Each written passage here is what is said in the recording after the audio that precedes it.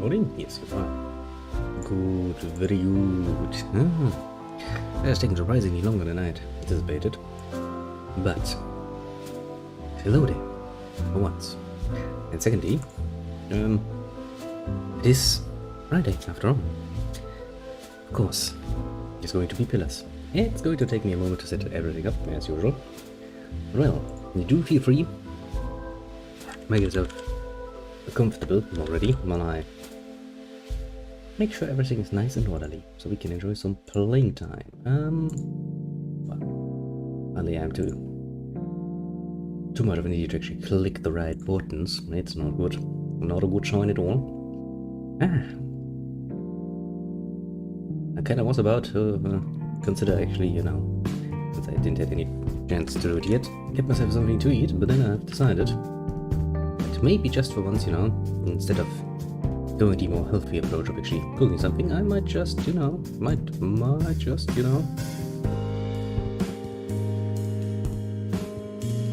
give myself something very nice and wait a second, something is missing here, isn't it? Something is indeed missing, I can see that much. I need to look at this later. I don't have time to do that yet. No. Get it out of the way. Let me change things around. This. And like this. Finally. Finally my Friday entertainment is coming closer.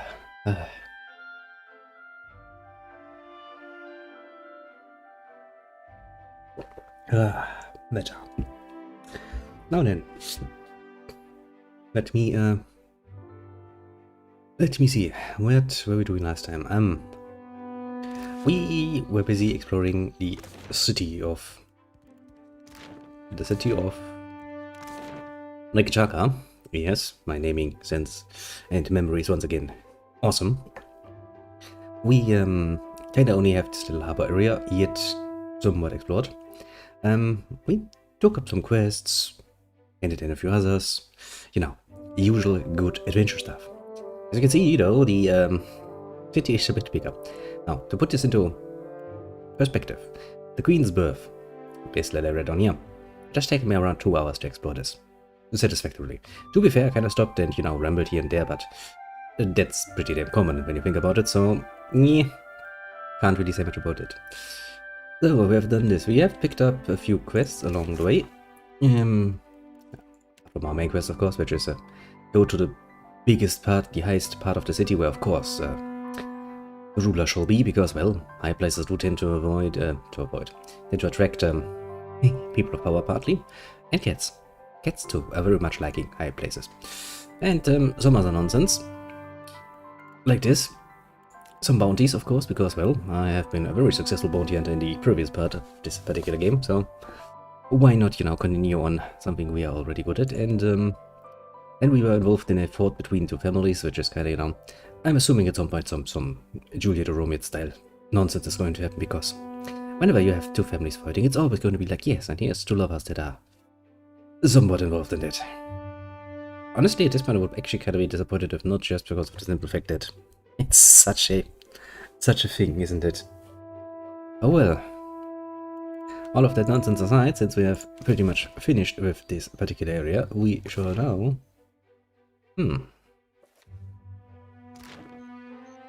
Actually, I think if I go up, I should unlock the next area. If memory serves, the bath, that special bath that the one lady told us about, is up north. Kinda really don't have any reason to go there apart from, there's a bathhouse there. Might be something. Yeah, I'm pretty sure it is. We do, however, have a quest, quote unquote. A search in the gullet for someone. Well, as part of the ongoing feud between the family quests. So I'm assuming that it would not be too bad of an idea to start there. Let's see where this is going. Or so the idea at least goes. Depending on how big the area is and how long it will take, we will probably end up taking a look around 1 or 2 areas. It is kinda dependent, honestly. But we'll see. We shall see indeed how this nonsense is going to work out. Okay, so the Gilded is the next area. So the idea is probably we're going to go for the lower areas first. The Gilded, the Brass Citadel, the Sacred Stair. And that's just basically the poor people, from the looks of it, area. This looks like this is the public harbor and the mercantile harboring. This is the more military, probably one. The Sacred Stairs is probably where they have the temples. This is probably for the rich people. And this is where the ruler is. So my idea goes, partly because I remember this area, of course, partly because, well, if I were to try to make a city like this, I'd probably do it somewhat like this. Well then, new. Principal group notices you walking, approaches you in the street. What do they want from me? Do they want my money? Do they want my blade between their ribs? Questions. Many. Many good and many bad questions. Yes, yes.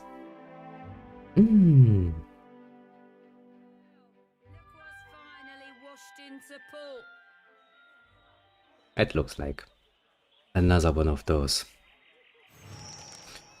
Seraphon stops at the other pirate's approach, his fists balled. The heat of his anger flushes your skin, then seeps beneath, simmering your thoughts. Could you not doing your little pepper thing while I'm standing here? Hold up, Cap. That be Malnage, the High Queen Sea Devil of the Deadfire herself, awaiting us like a shark in hate. Well, since I'm not a shark, I'm pretty sure it's not going to try to mate with me, at least. Who? Malnage, former ship hunter of the Sorcerer, taught me the trade, theoretically. Yeah, interesting. Explain. A flash of ice-cold loathing cuts through the heat of Seraphon's anger, threatening to push you over. We can fight against us if we can let the vision come. Honestly, let the vision come, I want to see. Aching shoulders, aching wrists, aching ankles, bound and gagged, the filthy wreck in your mouth soaked through, briny.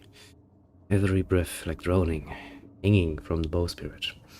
The rise and fall of swells, the sea spray, chilling shock. Malnai shouting from the bulwark.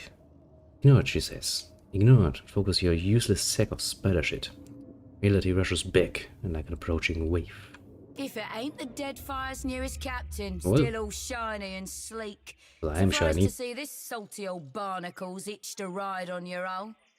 I mean, I have a nice shiny armor, so yeah, shiny, shiny. Yes, Olin's eyes search you. Her hands rest carefully upon her hips. Typical Malnage. Can't match my skill, so you try to spew shit. Ah, pirates, eh? Boy, when you're as old as me, your skill will still be naught more than the untrained fumbling of an adherent maid to the refined workings of my mind. Yes, very much so. Is there a point in your bickering? So, what brings you here? I've heard about your run-ins with Captains Benweth and Ferrante. I killed one of Meeting those the old already. Principe seems like. Almost makes a girl green. The envy of missing the party. Yeah, sorry about that. Kinda busy, you know. I'm tracking a man by the name of Rimaro. Traitor to the cause. Romaro ain't no traitor, you mind-blind sack of squid squirts. Seraphon grows, fists tight, with fur bursting. You feel the anger coil around him and spill outward. Your vision begins to swim. And the vision come. A sharp strike against your cheek, and your head hits wood hard.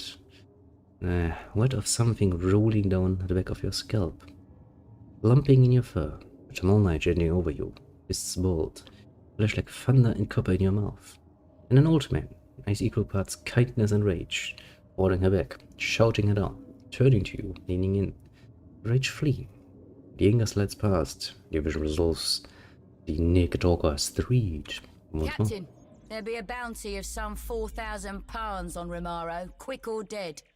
I'd be willing to cut you a tenth of that, here and now, not a tenth. if you give me any knowledge you might have stumbled across on your travels. I know nothing about this. Not for 10 eh? Not worth it. Narrow to sharp lines and your graying fur. Your lips curl back over her sharp teeth. Careful, Watcher. You don't want to go making yourself an enemy of the Principe Sen Patrena. Anyone aids our enemies shares their fate, you know? Yeah, fascinating. Don't really care. Fare thee well, Captain. See you around, Seraphon. Well, at least I didn't come to open bloodshed. That's something. I guess better than the alternative for the moment. I'm too fair, there's really no reason to, you know, provoke it just yet. Not yet, at least. No. Finally, the gullet awaits. Full of nonsense. Doop,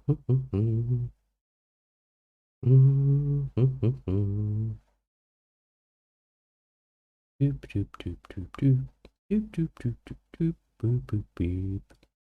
Dun, dun, dun, dun, dun, dun. Ooh. Leave the bustle of the crowds behind, making your way along the winding path into the gullet. For a time, the path ascends the mountain. Even so, climb the walls and run down one buildings, close in around you, obscuring your view. You come to a dark passage, cutting through the mountain, just wide enough to accommodate a wagon. The path here descends steadily into the rock face. After a lengthy journey through the dimly lit tunnel, you come to the gates of the gullet. A stench hits you first, a foul mixture of rot, stale air, and bodily odors. You notice a guardsman pushing a cart, heaped high with mouldering food, which must account for some of the smell. Ahead, the homes of the gullet emerge as a collection of lights amid the darkness. You hear the rush of water below, and the frigid breeze wafts up from the unseen depths like an exhaustion. The gullet. Evelyn, do you have any food? A gaunt, Ruparo woman grabs for your leg. She paws at you with a weak grip, fingers bone-thin and trembling. Mercy, traveler. Never have I been so hungry. Do you have no access to food? Always there is prize share. The pile has grown leaner these years. Price share.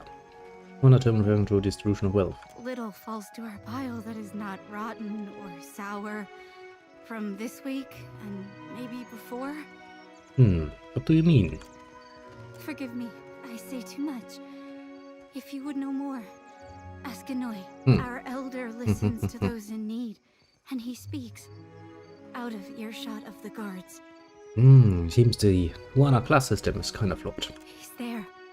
In the house to the right when you cross the bridge. He can speak of the hunger. So who's the leader? Is that the elder? The gullet is a lawless place. Forgotten. The only authority here is the Matarus, and they don't work on our behalf. I see. But if it is a wise man you want, seek Anoi in his home.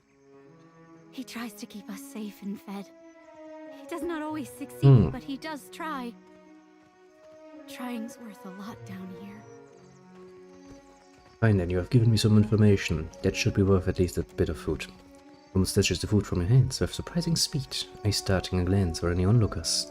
Or she shoves it between her teeth. She gnaws desperately, swallows, chokes, chews again, and speaks with a mouth far full from the next bite. Thank you. I'll share it, I swear. Thank you, traveler. Well, doesn't cost me much because I can get more of that. Actually, I'm pretty damn sure we still have a lot more food. Where that came from. What do we have here? Half-eaten food scraps litter the pile. A rancid stench rises from them. That ain't the stuff that you wanna necessarily stuff yourself with. Food has a tendency, especially food that rots that fast, has a tendency to be well overdue fast, and that is not really a healthy prospect. Your average healthy human is quite capable of tolerating quite a bit of rotten food, actually. That Dawn Star may be able to help. What say? Help how? Poison me? Akira, no thanks. Sadly, if you start, denying yourself food and you're growing weaker and you then try to compensate for that with eating half-rotten food, you will get sick somewhat fiercely. That's putting it mildly. You enter a dim elevator that reeks of urine and torch smoke. A long passage stretches to your left and right. Shadows move in the guttering torchlight. Then nothing more than shapes at this distance. The gentle muzzle of the gullet continues behind you. Go left. tunnel ends, but another branches off. The only sounds are the crackling of torches and the steady drip of water. Alright. Come to a door. It is as solid as the stone around it, with no handle and no knob. Definitely quiet on the other side. You rap gently on the door. The sound echoes as in a wide, empty space. Turn around. Go left. Go forward. You trudge along the darkened passage. Reach an intersection. The tunnel branches off to the right. You hear the distant murmur of voices down the darkened path.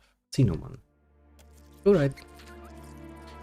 The tunnel branches to the left. The floor around the entrance is slitted with something as thick and dark as tar. Looks like swath. Left. A handful of guards emerge and block your way, crossing their thick arms over their chests. One of them spits a vicious black glob at your feet. He rolls a dark plug between his teeth. Well, back friend. Invitation only passed here. Okay, no reason to piss them off right now.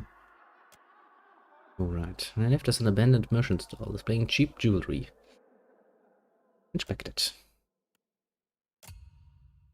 Made out of various trinkets made from junk, necklaces strung with fish bones, blah blah. Braces made with shards of broken glass. Apparently this stuff isn't even worth stealing. I do it again.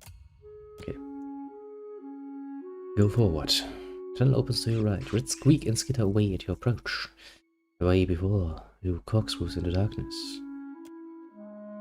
Somewhat littered with fish, bones, and bread crusts, and stamped with footprints in all shapes and sizes. Voices echo down the passage ahead of you. Go forward. The passage opens into a large cavern. Below you, ramshackle buildings grow together like broken teeth. A maze of streets winds between them, some barely wide enough for two to pass abreast. And yet, throngs of people fill the narrow streets, tiny plazas, their voices rising with a smoke of hundreds of torches. Explore the neighborhood. Make your way down the worn, uneven stairs and descend into the hubbub below. One man, woman, and children surround you, all laughing, haggling, and quarreling over one another. You notice a few foreign faces, Valians, adherents, and a few Rautines slipping through the crowd. A heady mixture of frying fish, unwashed bodies, and accumulated refuse permeates the air. Pass by busy still, a man serves murk brew in chipped shells. A rich, nutty aroma rises on plumes of steam. You hear a gasp of surprise behind you, see a small group of people huddled together, chattering, listening. An elderly man shakes his head. Any with eyes can see they do not build ports for our sake, yet the queen allowed their fort in the city. Over next to him clucks Nikera. The place is so high, even her head is in the clouds. As a man shrugs, at least the Rautines will drive the other foreigners away, make too much trouble for the other tribes. Then they flee and crowd us here. Here you can hear more. The teeming masses sweep you further down the street. Come across a repair man and woman sitting on a rooftop, watching the activity below. They're passing a pipe back and forth and talking quietly. You can watch the end of the pipe nervously. My neighbor disappeared near the undergrowth 2 weeks ago. He shrugs. Always smugglers and pirates lurking there. Some of them turn to slaving. Nods, taking a puff. That's for what I stay away from Delva's Row. Plenty of bad shorts there. Delva's Row. Somewhere beneath the gut is a loose confederation of thugs, thieves, black marketers, yada yada. A place where most things can be found for the right price. She wants a handout for the pipe. Nekera. But they are the only sorts who pay. Continue. Pass a busy still where man serves milk brew. We already hit this. Come across the corner where a pair of Sarks, a man and a woman, surrounded a Huana man. He has a pot-belly and a nervous expression. He expects himself as far to the corner as he can. The Sarks are Vans. It's an exchange. You pay us and we don't hurt you. What do we have here? We have diplomacy, intellect, streetwise, and bluff. Okay, let's try to be smart. Sarks can say the words or not. She's right. Let's head to the surface. Plenty of money floating around at the bathhouse. One man thanks you and nervously scurries off. Continue. Return to the narrows. Go forward. Alright. You make your way forward, feeling the walls to guide yourself in the darkness. Your hands come away slimy. You smell something foul further down the tunnel. The stench of loosened bolts and the metallic fang of blood. End of the tunnel, you find a body slumped against the wall. Step wounds rend the corpse's clothes and flesh. Its arms and knees twisted unnatural angles. Search the body. You find a secret compartment sewn to the lining of his trousers. It contains a small note and a handful of coins. Read the note. Ulek, there's a new shipment for your Reparo friends waiting near the lift in Delva's Row. Come get the food for the cave stink rotted. Your mad captain, Morina. Yes, give the old man my regards. I put an extra quickie in there just for him. PPS, don't say I never done anything nice. I've gained the dead man's note. Turn around. Go forward. Go forward. Go forward. Exit the gulch. Okay, nice little bit of exploration. I do like it when they actually get into... how to actually call this? Adventure book mode, I suppose? Really nice, actually. Oh, it was a kid.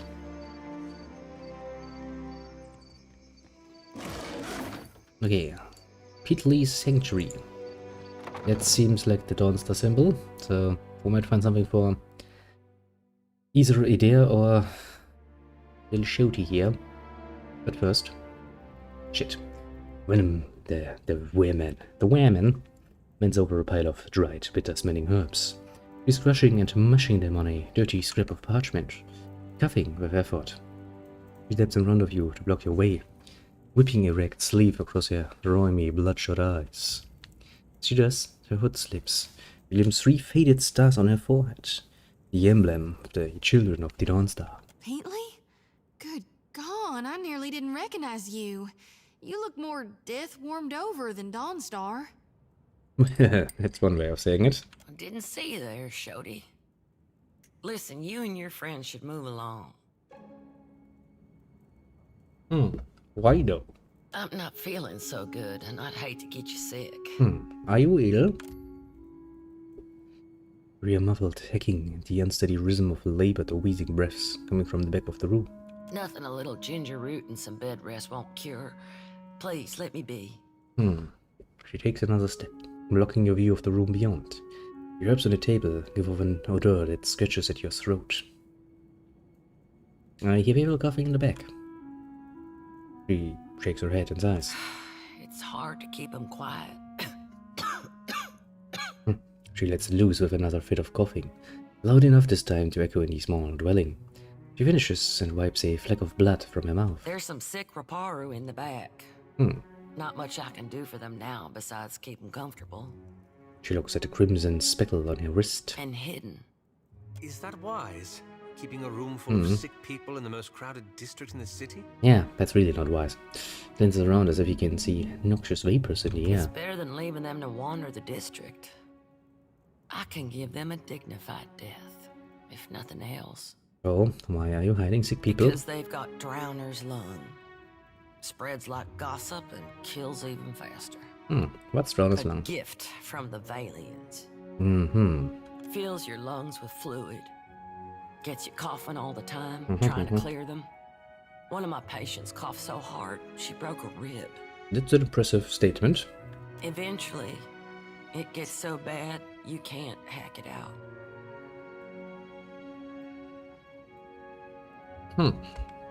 You just lie there, struggling for breath, until you choke on your own phlegm.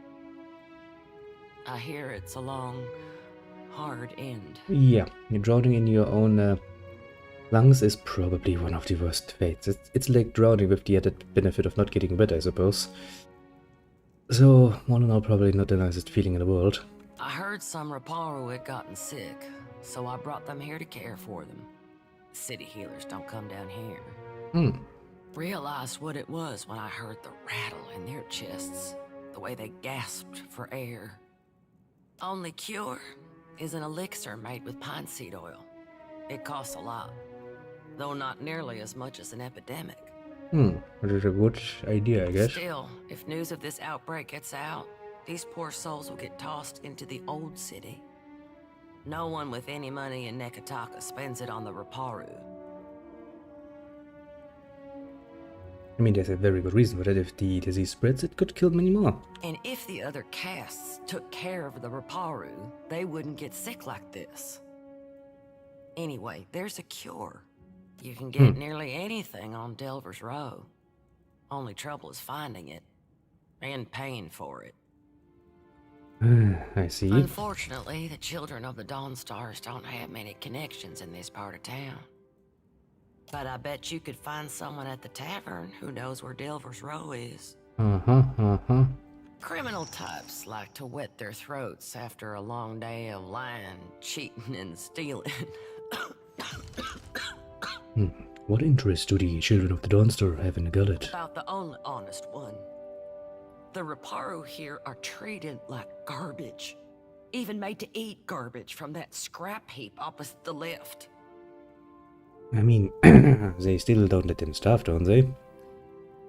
And I mean, you know, it's all it's the sign of the times, of course, you know, recycling resources and stuff, so I guess they're just the head of the curve. And Dario and his Principe scum took advantage of the neglect down here to set up the black market on Delver's Row.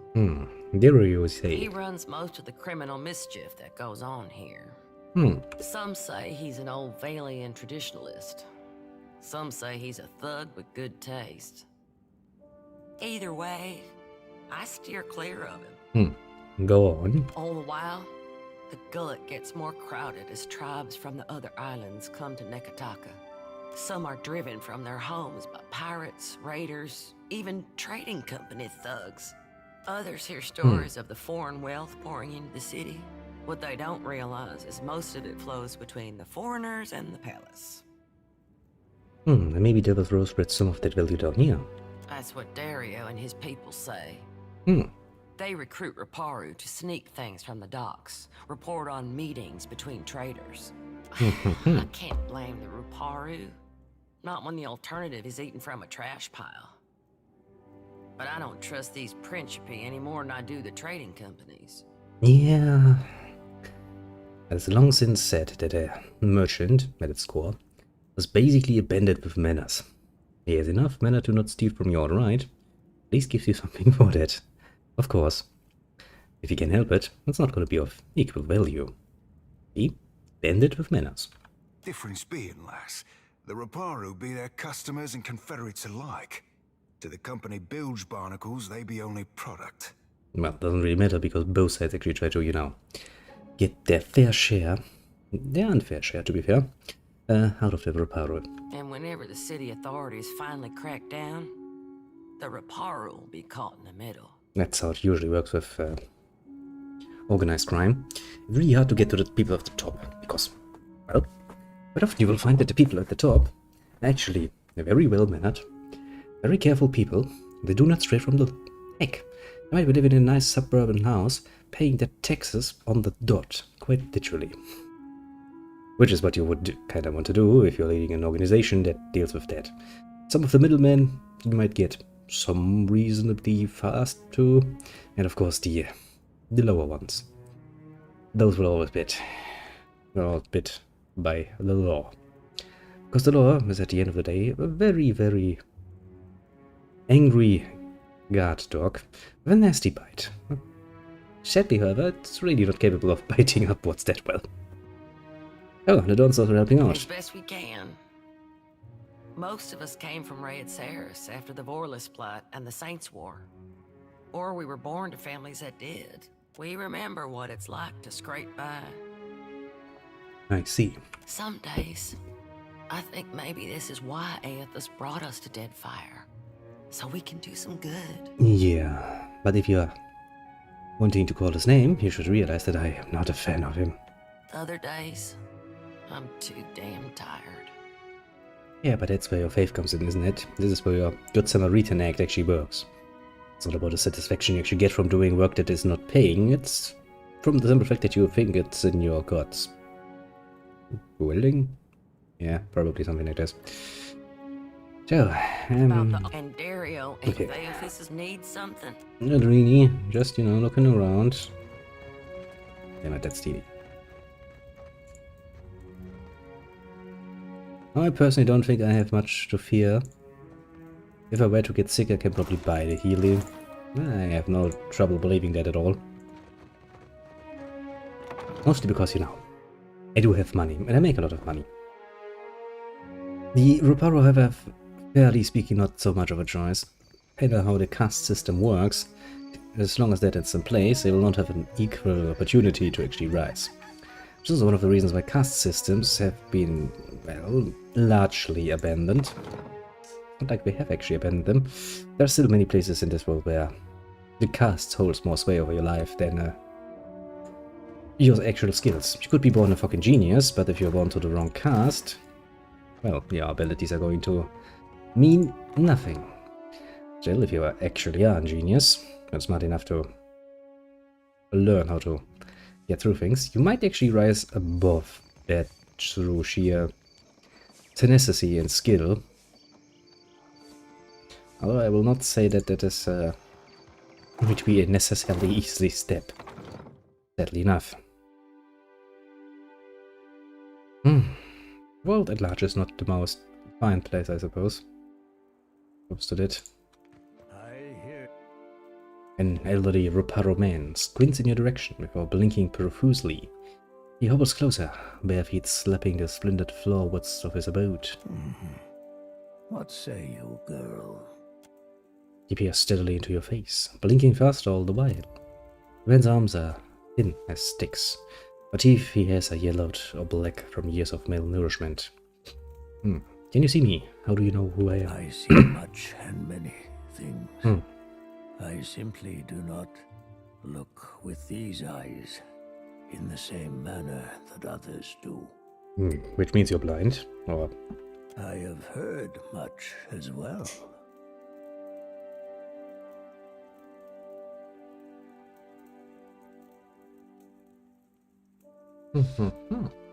People speak of your kindness, Watcher who chases Aethus. Do they know? I also hear the Reparu's heartbeat, grown thready and pained.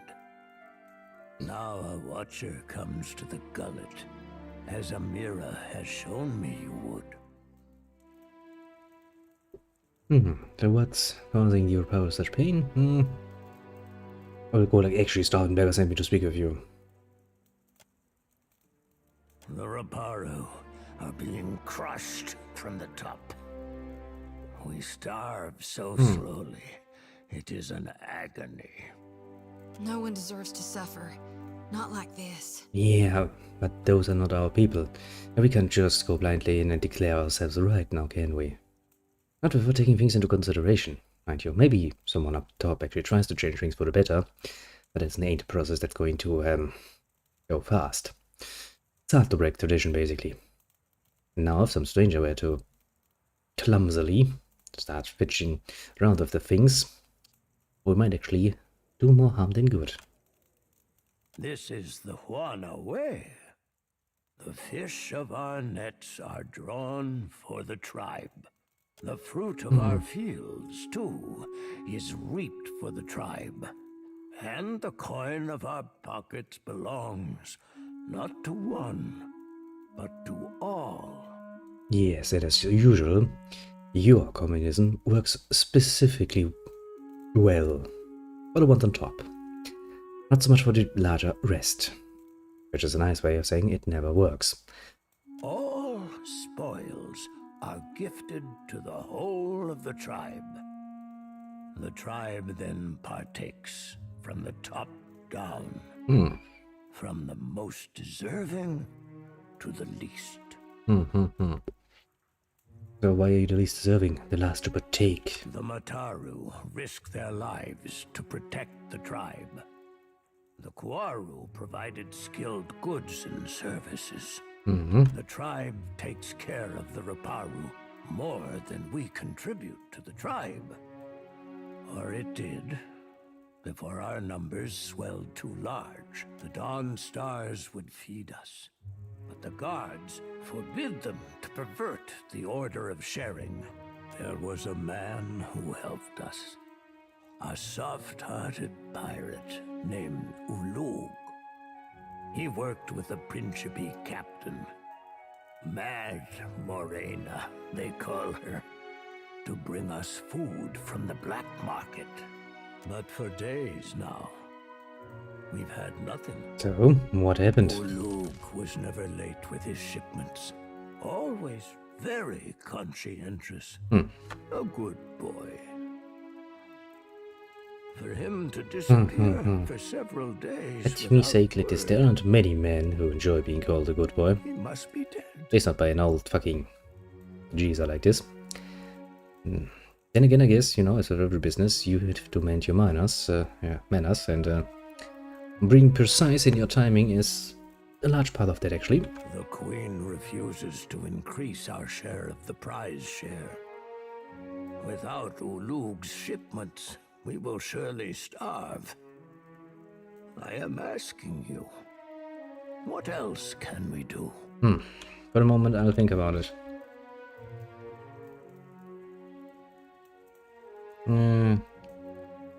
Who are I've you? lived for many years in this gullet. My skin and bones have withered with each year, twisted harder, so that the Raparu now call me Taki Takiri. Basically, you are the shaman to the chieftain. Though you can see, I am not very big or much sturdy. If a dispute arises within the gullet, I will see it resolved. That I can promise you. I see. So tell me about the gullet. What's the history of this particular place? Time and tragedy have rotted the gullet into a place of filth and crowdedness. Well, yeah, I'm assuming it was the quote-unquote royal tribe first that settled here, and as long as the numbers stay somewhat equal, and considering the poor living standards, I don't think the Rapara are going to increase the numbers very much. The system of sharing from top down actually would work somewhat. If of course you have the same amount of resources and the number of mouths to feed just rises exponentially, made over here, you kind of have a bit of a problem. And then again, that problem would solve itself if you would look at it very heartlessly, because of course those not fat enough will sooner or later starve, which will reduce the number again, which will once again make it manageable. The system can stay working as long as you are willing to, you know, let people die. Brutally. On one hand, I'm not really a fan, but, you know, those systems do have their own rationale to them, sadly enough. We Raparu lived in a fine neck of the city.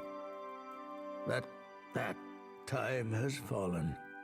And with it, the ruins of our old city under Neketaka. So you built up higher and the people moved higher and you stayed down here.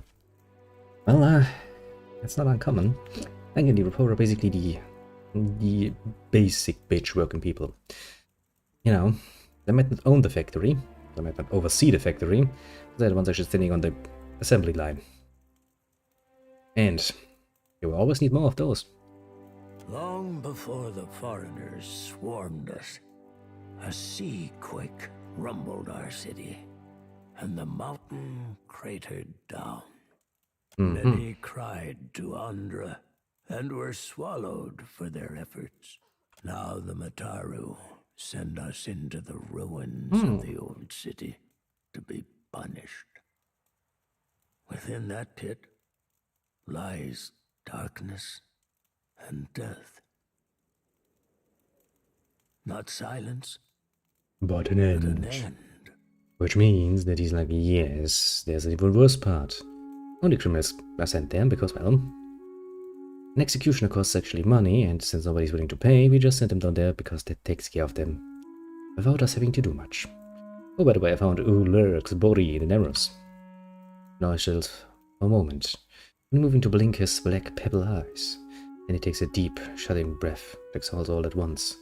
His damp breath smells like bile and illness. It was as I feared then. Tell me, how did he die? Was it fast, at least? Painless? Nah, he was beaten to death. Looked like it went on for a while before he died. The gullet claims another life, then. I'm sorry you had to see that. It's not right. Yeah, it doesn't really matter. I'm an adventurer, so, you know, seeing corpses in different states of decomposing is really anything new at this point. Thank you for your honesty, Watcher. Few are there who will deliver bad news in all its sorry truth. Yeah, but you know, sometimes that is mercy of its very own. And I will listen. Oh, I'm looking for a place called the Delver's Row. You mean the black market that lies nestled in the depths of the Narrows? Indeed. The guards do their best to stomp it out, but they are a single boot against 1,000 ants. Yes, and where the light shines brightest, it also creates the largest amount of shadows. And as such, whenever you have a city that is, well, girding up and expanding and ever growing and with ever more wealth accumulated, it also means that the darker side will also grow exponentially, surprisingly. Pox-riddled arbor-ogs would be better served taking towels to the sea for all the drying they'd give it. I do not know how to get there, but someone at the tavern might. So how days can we solve the food shortage? If we cannot convince the Mataru nor the Principe, I believe the Dawn Stars may help us. Italy is a child of the Dawn Stars and has become the Gullet's most cherished healer. I see. I believe she would willingly hear your request for charity. Well, the way I see it, we have actually found now a first hint, let's say, of factions. As in, the main factions would be the Mataru under the Queen, I suppose, the Principe as basically free, let's say free traders. Then we have the civilian trade companies, I guess, on the other hand. And we have the Dawn Stars as a bit of a... the Dawn Stars are not really attractive, honestly. Eosas has proven to be a bit of an asshole. I mean, it's eating my soul and all. So he would be like, yeah, I'm gonna give it back, just give me a moment, you know, running around like an idiot. I would then be sitting here going like, yeah, fuck you too, no. They took him. For what? Bataro's the second this month. And they say the pittings aren't increasing. Do they lie to themselves, or... Oops. At this rate, who'll be left to suffer the Mataru's ire? Well, the rest of you, I would say, until it's over. And you're dead. I mean, in the long run, this is not going to keep going. For example, since you return also the kind of the fishers and stuff, they are responsible for catching all of the stuff. Even if somebody else manages this and refines that caught fish into actual good food, without any fish caught, yeah, doesn't really take a fucking genius to. Since we left Twin Elms, oh, quite a lot. I've been around the Eastern Reach, traveled to Old Valia. Is that right? Well, who took you there? Please, I did nothing. You see a man being dragged along a rickety broadwalk toward a rusty cage that swings over the abyss. He strains against the guard's grip. The guard delivers a savage backhand. Brook. Enough! Or do you wish to consign her to the old city as well? The warrior casts a meaningful glance at a woman standing a short distance away. Let him go! He screams at the guards, but she doesn't dare approach. The man notices her. His face lights up with shame. Beer, I'm sorry. Your tongue flops like a dying fish. I tire and stink. Lower him down! I'm perfectly capable of traveling on my own, you know. The guard drags the Ruparo into a metal cage and lock him inside. He shouts and rattles the bars as it is lowered over the edge of the platform. Eventually, his screams are lost to the depths. May Tangaloa devour your souls, you cold-blooded eels.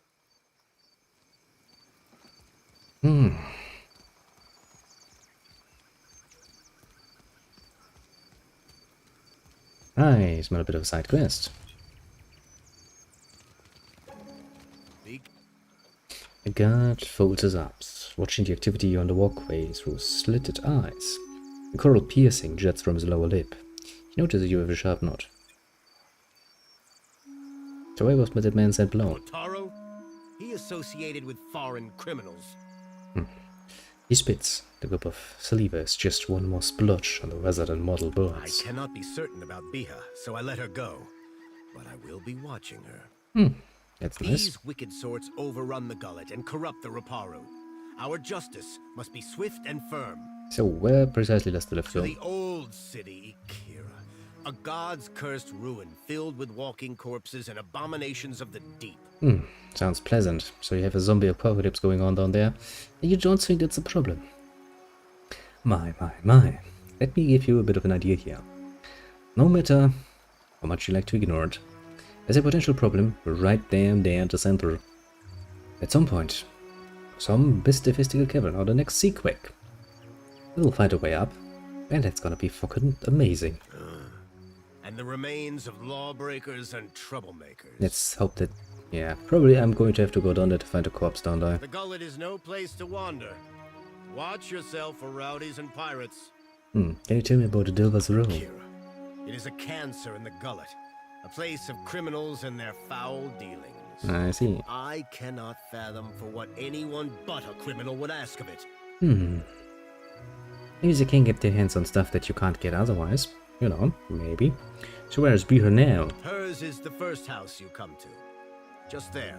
I see. Probably find her there. Well, can I have access to the lift? Are you mad or merely lost? That place is a punishment for the lowest sort. Go and explore someplace with pleasant views and fresh air. The harbor, or Periki's Overlook. Go like so, I can look after myself. Your neck, Kira. We will leave the lift down there for half a day. That should be enough time to come back to your senses. After that, you are on your own. The guard will let you pass. Though I urge you to reconsider. They said it was some people sick of their own as long. Let's not say that. This would be a great danger to the gullet. Possibly the entire city. You know something? Yeah, it was just a hypothetical. Do not joke of this. You know, I kinda need to make my points. But I see, so they would probably all be sent down, wouldn't they? Oh, can't even pick that up anymore. Leave it to me. The wheel groans with decayous weight. It's slick with protective oil. Yeah, it's probably getting old regularly, considering. And let me guess that Bobai, whatever, the guy, the male part of this beer, I probably need to find him, don't I? For some mystical reason. He's probably going to have the information on how to find something. Was taking Bataro not enough for you? Roman treasures a row of tunics and sarongs hanging from the rafters. The pointed teeth are gritted in frustration, her lips set in a snarl. The clothes are spotless, yet she swings her hands full of reeds again and again, grunting with each blow. Several children huddle together, whispering and looking on with red, tearful eyes. Bataro is gone. Dead. What more do you want? She punctuates each statement with a fierce whack of the reeds. She'll pinch, looking between you and the woman. Wait and observe. Silence stretches on for several seconds, till finally she looks at you. A fraction of anger burns off. Forgive me. I thought you were one of the foreigners who sent him away. Outsiders here always go to the tavern. Yeah, so I heard. My village was not like this. Why does Queen Onikaza not send the foreigners away? How did you know the man who was lowered into the old city? One of the joiners starts to say something, but Bia shoots him a sharp glare. She back you, arms crossed, gripping the reed bundle tightly. Bataro is punished already, I say. Whatever offense he gave, do not hang it on our necks. I was trying to tell you something. More words. They did not save him, and we cannot eat them. I say, what good are they then? She turns away from you, striking the wrong harder and harder. Traders say they bring riches in their big ships. Every pops and snaps beneath her fury, sweat is flying, spattering the clean sarong. But what reaches the gullet? Only crime and sickness, I say. Well, The Rawatayans promise marvels, strong walls, and plenty for all. Akira, still my back aches from building their fort, and still I live here. And Bataro said we would finally leave. what happened? I heard a Rawatayan captain took up at the tavern. Seduzo, they call her. Seduso. She's well known for being a seductive, I assume. They say she is a traitor, so I thought maybe she will take passengers. Bataro went and found her in the tavern. Next I see him, the guards are dragging him to the cage. Can you take a different ship? Many ships leave from Queen's Birth, but the Valiants take slaves. They say the Principe smuggle goods in the caverns below, but I cannot trust such people. But the Rowattians have mighty cannons, and a big homeland they abandoned for ours. Perhaps there is more room for us there. Maybe I can talk to Seducer. They say many Rowattian captains are women. Maybe her ears will open better to you. And you woman yourself, bitch. He looks around, taking in the hanging clothes, the huddled children, and the warped and splintering walls of the ship around them. Bataro took some coin. Everything he scraped together working on the docks. When he went to bargain with the captain, I would offer it to you, but it is probably in the old city with Bataro. Or in someone else's pocket. Do you know the way to Delva's Row? Never. That is the surest way to get the attention of the Overseer. I hear it is somewhere in the Narrows. It is possible Annoy knows. He has lived here longer than any. One day, the Mataru will descend on Delver's Road to clean out the thieves and pirates. Stay away from it. Yeah, but that's the point. It's a bit like, you know, with gambling. As long as you do know when to quit. Could actually make a nice point in the meantime. Never. I hear his hut is just along the walkway to the southwest. So tell me about the stash of coin Bataro had. I tell you, I do not know where it is, and I am sure it would be little to someone like you. After what happened, Bataro would sooner have thrown it into the waters than given it to the Mataru or the Rowattians. If it is anywhere, it is surely with his body. Yeah, he probably... Let me guess, he swallowed it or something. If the coins are small enough, that's actually an option, which means I would have to either hope that he had enough time to, you know, empty his probably very upset bowels, or would have to cut him open. I mean, if he's dead, that's not much of a problem. Protecting a corpse. How many of you need passage to Rota? We are 6. 3 children, 2 babes, and me. There's no one else from the cast to look after them. Akira. It was so in the village, where Bataro and me came from. But here, we are all strangers. No one looks in on the sick or cares for the children. We are 6. 3 children. Such a strange question. A Raparu child is the child of all Raparu. At least that is the way in the village where Bataro and me came from. But here, we are all strangers. No one looks in on the sick or cares for the children. Well, I could look for Bataro if you play, someone to go down to the old city, but since you offer, it is a big and dangerous place. But perhaps he hid himself. Perhaps... Yes. Hope is like smoke and mirrors. Please, help him if you can. Or bring me news if you cannot. But tell me about the Rotine captain. Seduzo. They say she is a traitor, so I thought maybe she will take passengers. But she threw Bataro out. Always Bataro was careful with his words, especially as a Raparu. But a Raparu in Nekataka gives offense just by breathing the air of his betters. I see. I do have some mercy myself for those peoples. Then again, at the end of the day, I'm also into a large amount of trouble, and honestly I'm here to make money, not spend it. If I can find a cheap way to get her transported, sure. Doing something good when you can and it's not costing you. Sure. Beneath the dirt and mildew, this car is finely detailed, very old. Not so much, however, if it turns out that we actually need to, you know, pay a nice lot of money for it. I am a simple person like this. Especially in games, I do tend to be a bit more on the heartless side of things. Not overly, mind you, but just enough, basically. Just enough.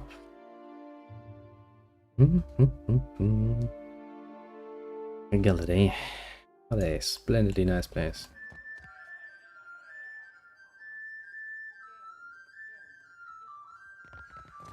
Let's not stand too close to that. About the boss? With my own ears.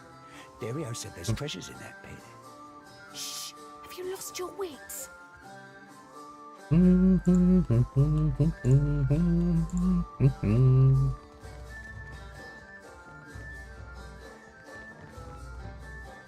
This Rotine sits ramrod straight. On the table near her are a half-empty liquor bottle and a small porcelain cup. Both smell of anise. She looks like she's trying to blend in, but her unnatural stillness and her bright, spotless attire make her stand out like a reef fish against the rocks. Eyes find yours. Harami! I am here, Seduzo Nui. Original would mean big.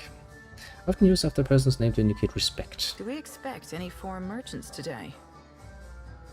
And from the living land, I did. We do not, Seduzo Nui. Then state your business quickly. I want to avoid another surprise.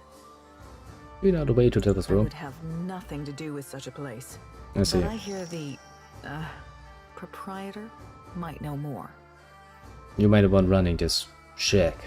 Nearly done, I hope. I sold a consignment of iron and cultural coral, and will return to Rauatai with vorals, merkberries, and Andra stars. I see. Are you writing that down? She raised an eyebrow at Seraphon. Nay, lass. We're merely moved to a momentary bout of verse by the beauty on display before me. Here we Anyway, go. that's what brought me here. You seem nervous. Does the Royal Deadfire Company know you are trading here? The Royal Deadfire Company would frown on business in this district. But there's no harm if they don't know. Yeah, it's a good point. Also, why are you spilling your beans so What easily? is your business with me? It's your business Nearly initiative. done, I hope. I thought the Rauatai I sold operated out of the Breast consignment Citadel. What is your business with me? Did you cross path with a man named The one Butaro? who threatened me. I shall not soon forget him. These Huana learn too many pretty words from the Valians. You cannot trust what they say. Oh, what exactly happened? This fellow wanted passage on my ship, as if I were the village ferryman. I told him there was none to be had. Certainly not at his price. Then what? You notice again that your hand is He shaking. told me he had coin. Lots of it. I did not believe him. How could a man who lives in a garbage heap have enough money for passage? So you assumed the worst and threw him to the wolves? No, you presumptuous Adiran. I assumed nothing until I saw the swollenette. I saw the net. A marked coin. A token of allegiance. The Principe carry them. I knew then that I was dealing with a pirate. I had heard they were influential in the Gullet, but I did not realize how much so. I called for the guards, and they dragged him away. That is the last I saw of him. Well, being in the church still would need passage out of the city. Nothing I can do. The passenger quarters have been reserved by a dwarf named Orin. Why do you bring this to me?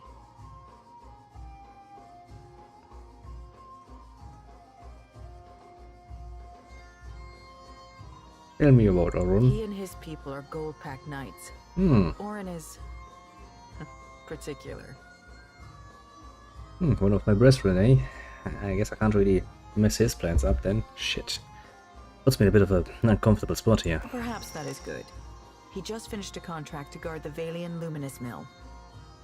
I hear animancers are also particular. He's upstairs. Just do not interrupt him if he's arranging things. I mean, I guess we could ask him if he's willing to trade a bit of space on the ship for a bit of extra money. I mean, he's a gold-packed knight. He should probably be more than willing. Why is there a Withrak here?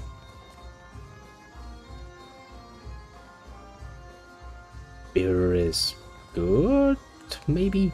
Okay, I have now revised my opinion for whole species of things. Just from that, Withrak are good people. They try to enjoy beer.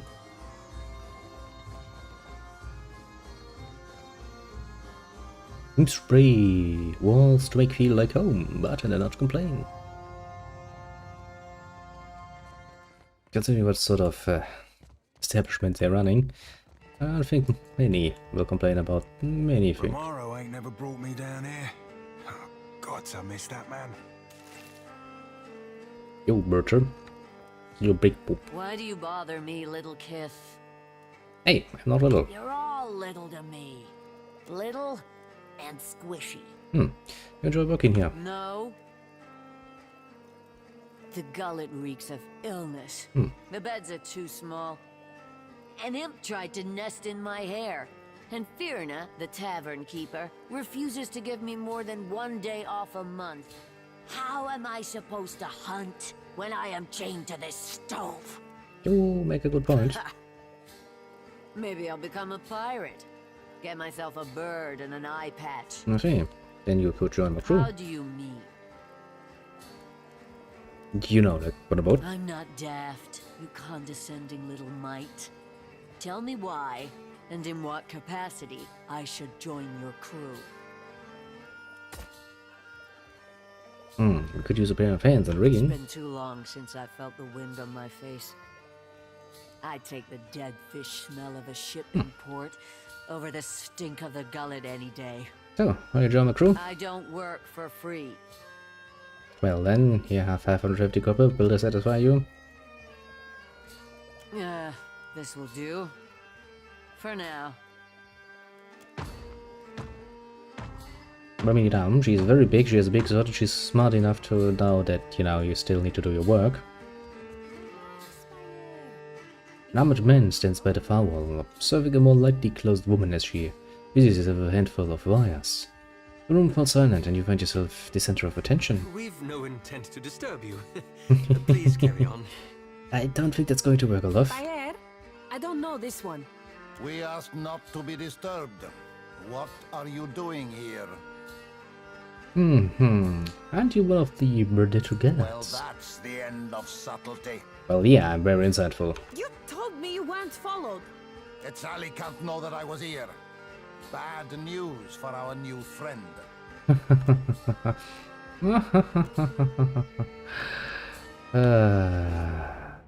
You're gonna die.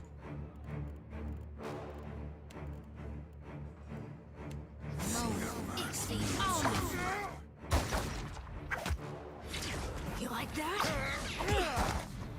Come on, do it.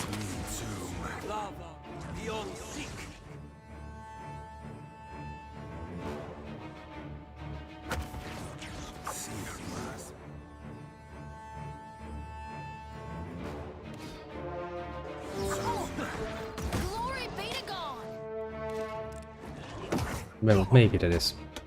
Maybe glorious to dawn, to dawn. Maybe not so much.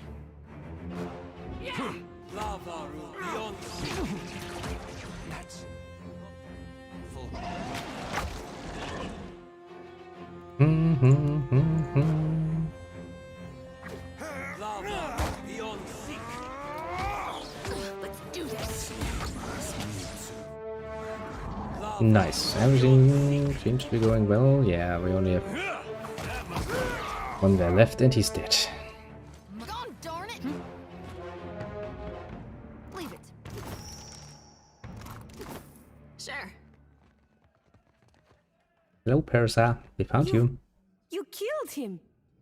Let me go, and I won't say a word about what happened here. I will think about that. Bardato sent you, right? No need to kill me over a family tiff, eh?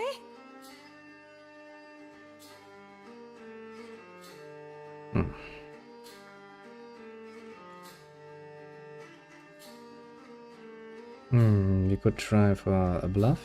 Intimidate is actually one of them. Hello. I'm not going to cut your throat if I get you in at the potato house. This job? I'm out. It never happened. Velda's plan was for everyone to converge on the Bardato vault. You won't find me anywhere near the Bardato fortune. Can we agree that that's worth sparing my life? Not completely. You know, give me your coin you have and I'll let you live. Deal. If I can just find that damned pouch. Thanks. That's precisely what I paid, isn't it? Well.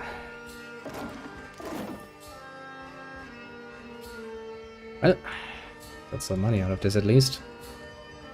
We now know that there's going to be an attack on the Murdeto Vault. I see.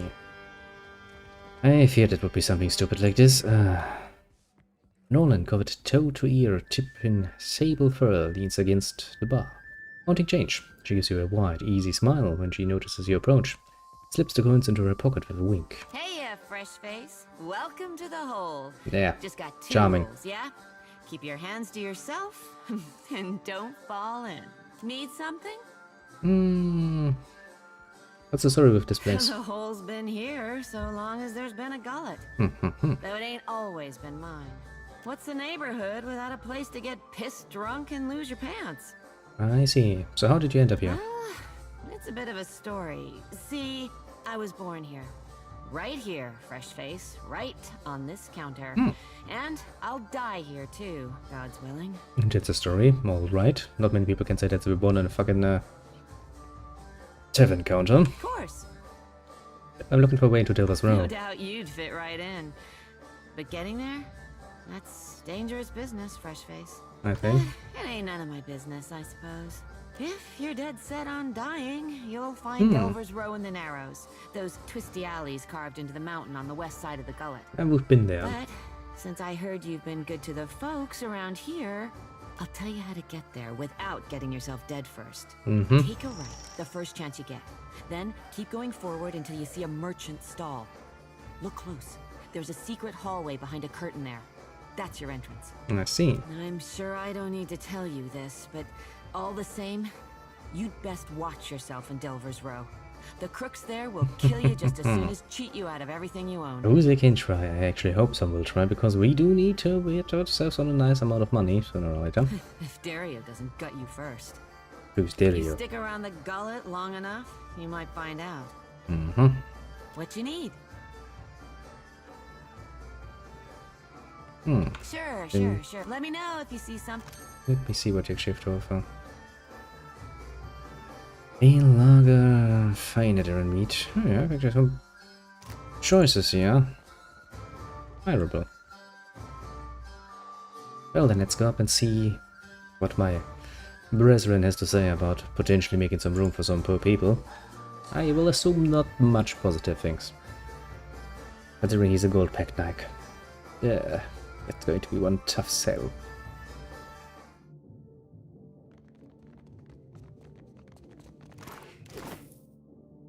Maybe he's actually going to take the trouble away from us by attacking us first.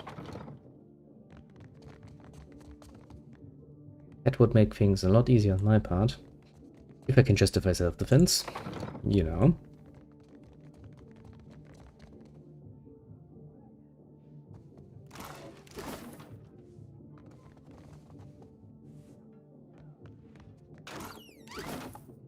Of course. What for, Cap? Let's make a quick save here, because this could get ugly fast. Dwarf sits before a generous and curious spread. Steamed mussels arranged in concentric circles. Rounds of flatbreads deck the neat tower. Melons sliced in even triangles. Yet his attention is focused on the 4 cups and a bottle in front of him. He has the cups organized in an almost perfect square around the bottle. As he look on, he leans down to adjust one. The others with him wait quietly and observe the ritual. What are you doing? Dwarf ignores you and continues nudging the cup. This every time. Just have to wait. I see. Holding his breath, he takes the bottle and measures an equal serving of wine into the cups, making 3 or 4 passes over each. Companions look on with practiced patience. Don't see why you'd spend all that time arranging your food if you aren't making it look like a funny face. Ah. Thus the bottle is empty, and he places it in the exact center of the square. He picks it up and puts it down in the same spot twice more before he's satisfied. I didn't see what Sedusa was fussing about. Nothing wrong with being tidy. He leans close to you, then turns back to observe. Cheers. They all take their cups and drink deeply. At last, Leader turns to you. What do you require? What brought you to the We had Deadfire? a contract with the Valian Trading Company to defend one of their most valuable properties. Consistency in the shipping lanes. Hmm. Good for types mercantile, but better for types piratical. Did you say something? Just admiring your spread, my lad. Nothing better after a meal than a ripe pair of melons. I hear you're aboard passage on Captain Sedusa's ship. Indeed.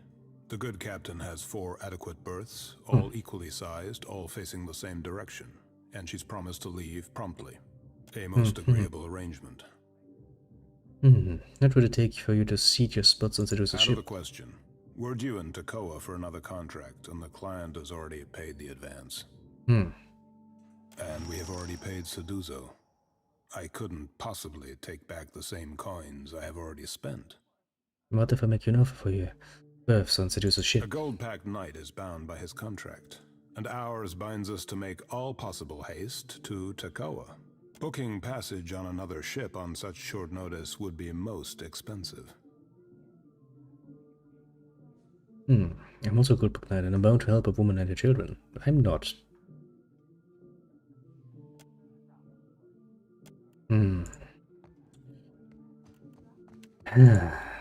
Honestly, being a gold book knight in this particular part kinda sucks, because if I go through with it, I'm actually going to go against... fingers be fat and furry. Easy breezy, wet and sleazy. I'm actually going to go against what a gold pack knight is. I should know very well, even more so than the most average PC you can create, that a gold pack knight's contract is pretty fucking holy thing. Sure. Mostly because money is involved, to be fair, but you know, you get the point. Another question is, do we want a nice little trip down into the City of the Damned? I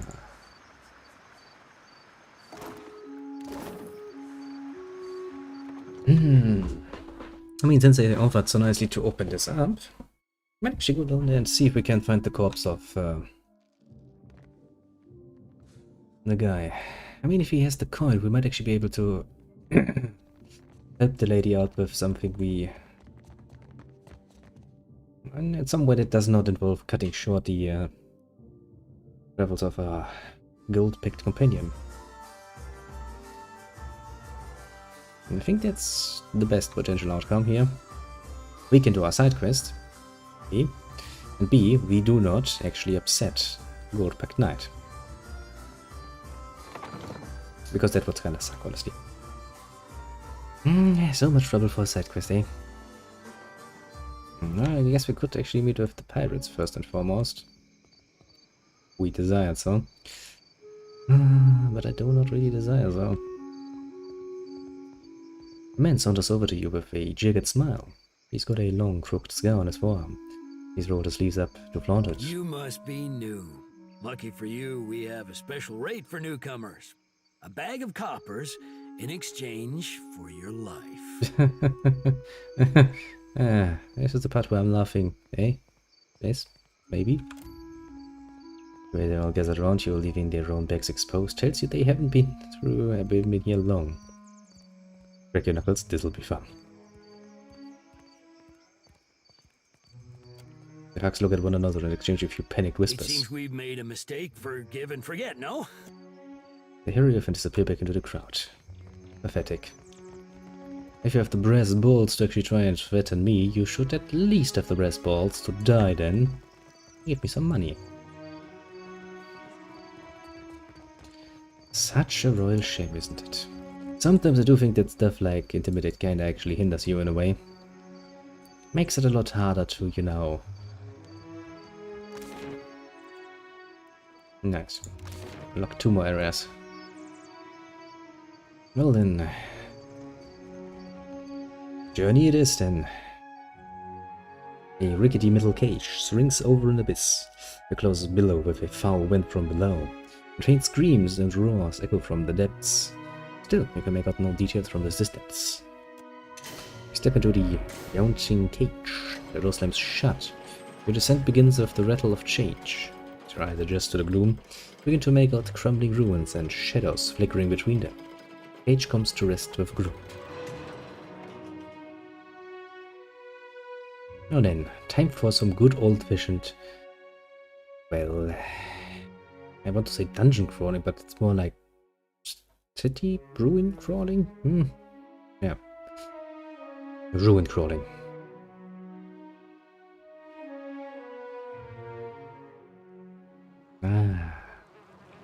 Nice stench of corpses. Pleasant.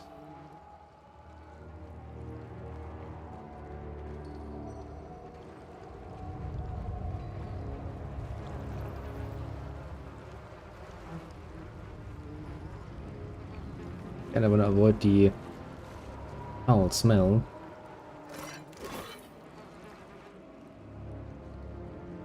Yeah, of course he gets sickened immediately. Does the state disappear though?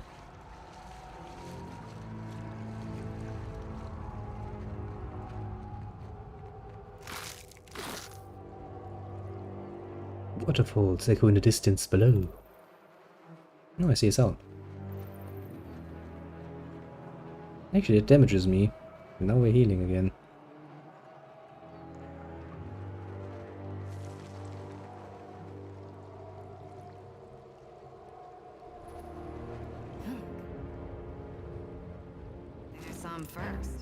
I don't think so.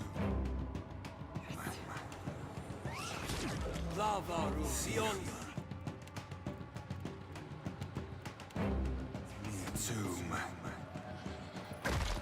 After him.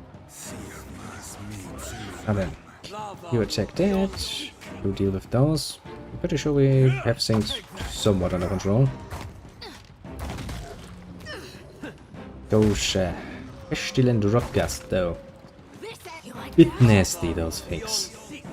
Well, then again, you know. I guess you could say that living corpses in general are not really the most As you wish.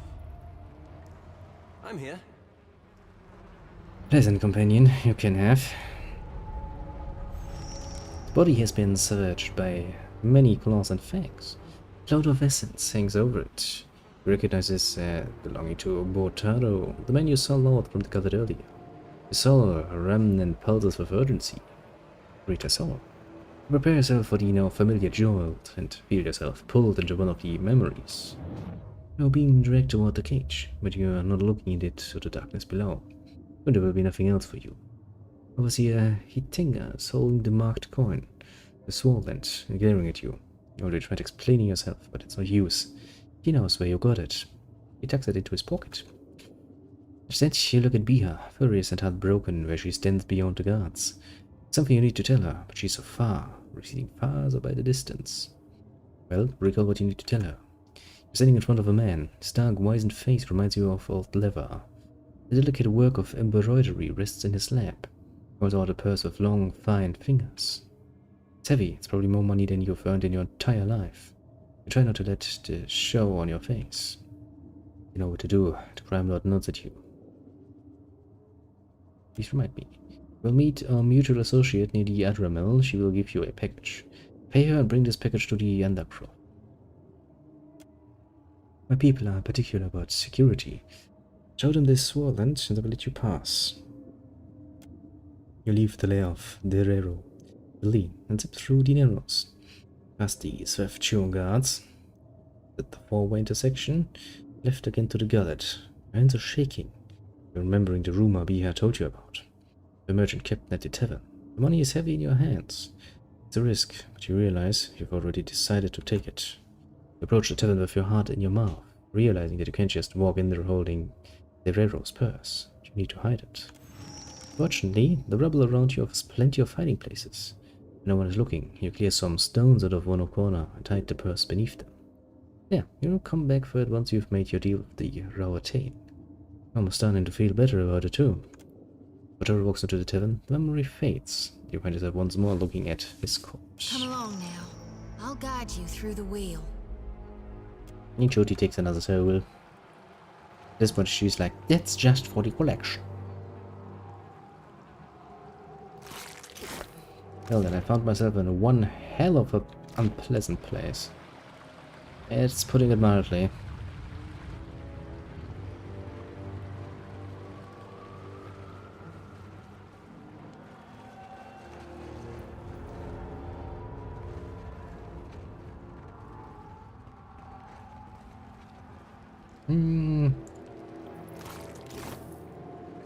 Lockpicks and the like, eh? I guess there would be, if anyone willing to come down here, that would probably be thieves and the light. Fresh blueprints steer in the mud.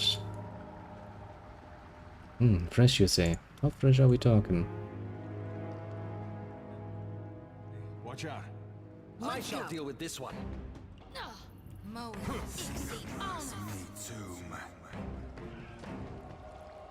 There should be a problem. This ends here. Let's do this. Boop, boop, boop, boop. Hit. That's it. A grub burrow.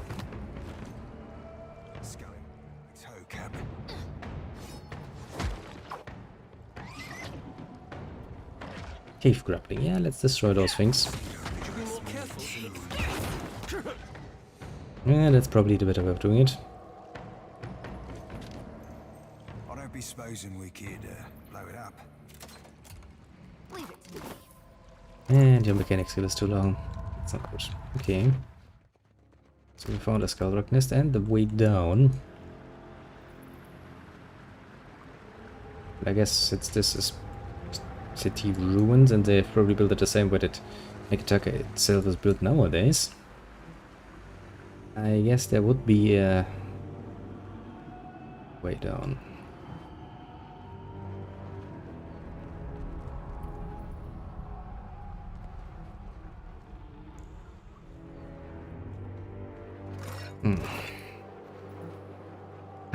Not really a pleasant place, is it? Gives you the creeps, doesn't it?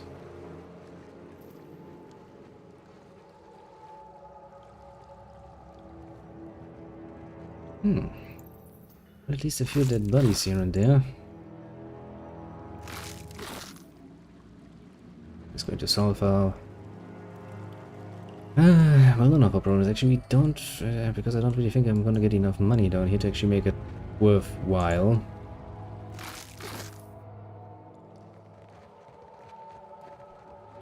Bones are warm to the touch. My, that doesn't... Fingers be fat and furry, but they're ever so nimble. It doesn't make any sense, you bloody bastard, and you know it.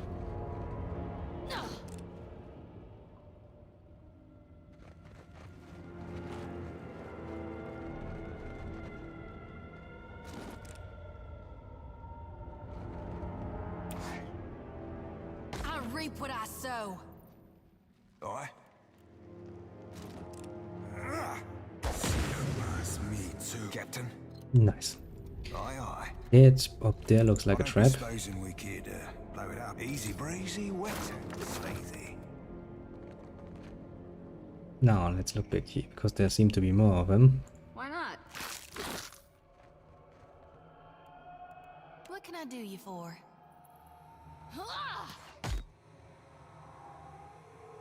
This is really immune to damage. That's not good. What for, Cap? Nuh-uh. Didn't work. Me too, man. Okay, barely damaged. I'll be more than half handy, aye? Okay, don't do this. Captain, aye, aye. Okay, but because if I go forwards...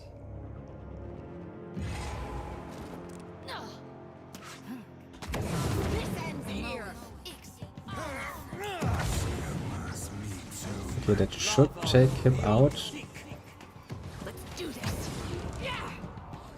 Maybe not. Well, I'm pretty sure I dealt with the nightmares.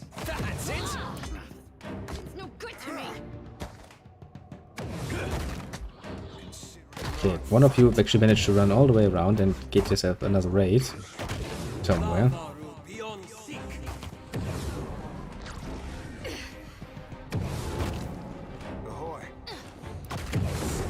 So help me God, I'll whoop the next one. You who takes aim at me.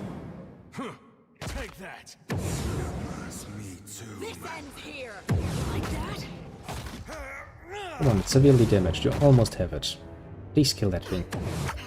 Or something else.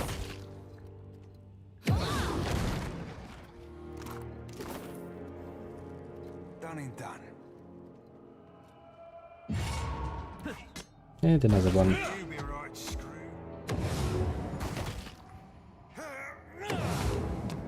Come on. Come on, come on, come on, come on. Didn't work. Severely damaged.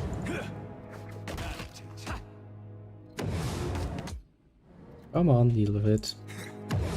Come on, you can do it. Almost want to believe in you.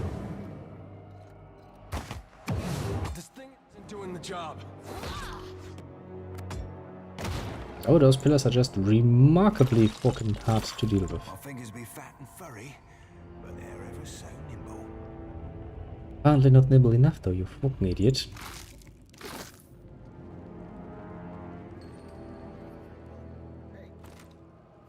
Wait! I'm not looking for trouble. Not more, I mean. And I've not got a weapon on you.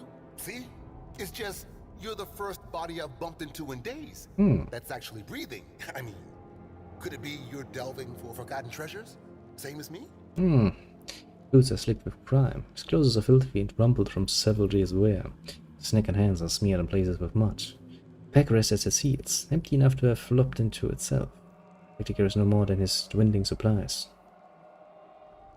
You're a treasure hunter. Right. And a successful one, usually. I'm loath to admit it, but look, I'm too desperate not to.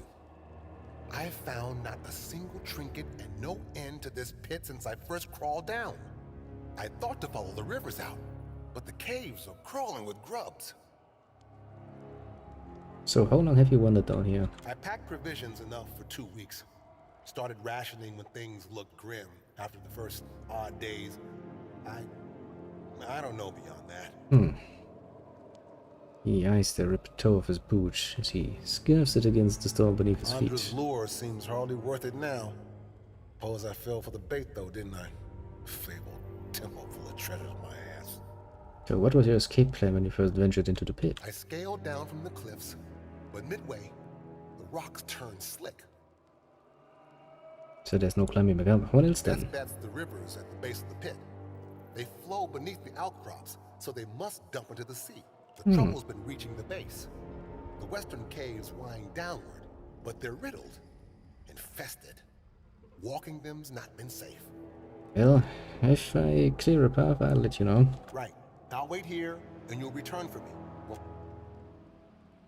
There is a bit of a potential I might forget about you, but I'll try to think about you. What was your name? Shit. I think there's a high tendency I will actually forget about picking him up once I've actually finished clearing out all the areas. I mean, the first area we almost have cleared out. There's this here, and this building looks horrible, to put it mildly, which is kind of why I'm trying to make a very wide move around it. This ends here.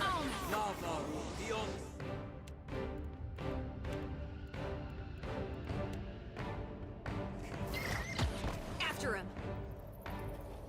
Summon some tentacles.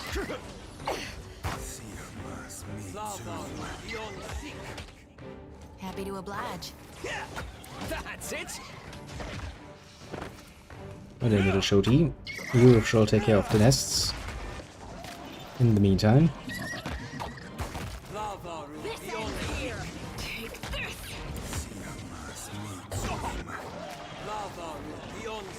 Okay, she needs to reload. It takes a while. Yeah.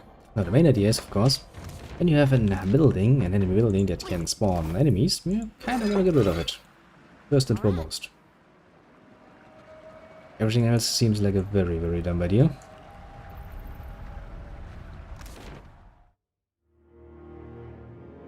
Okay, so there's a way down, there's a way here. 2 more areas I see.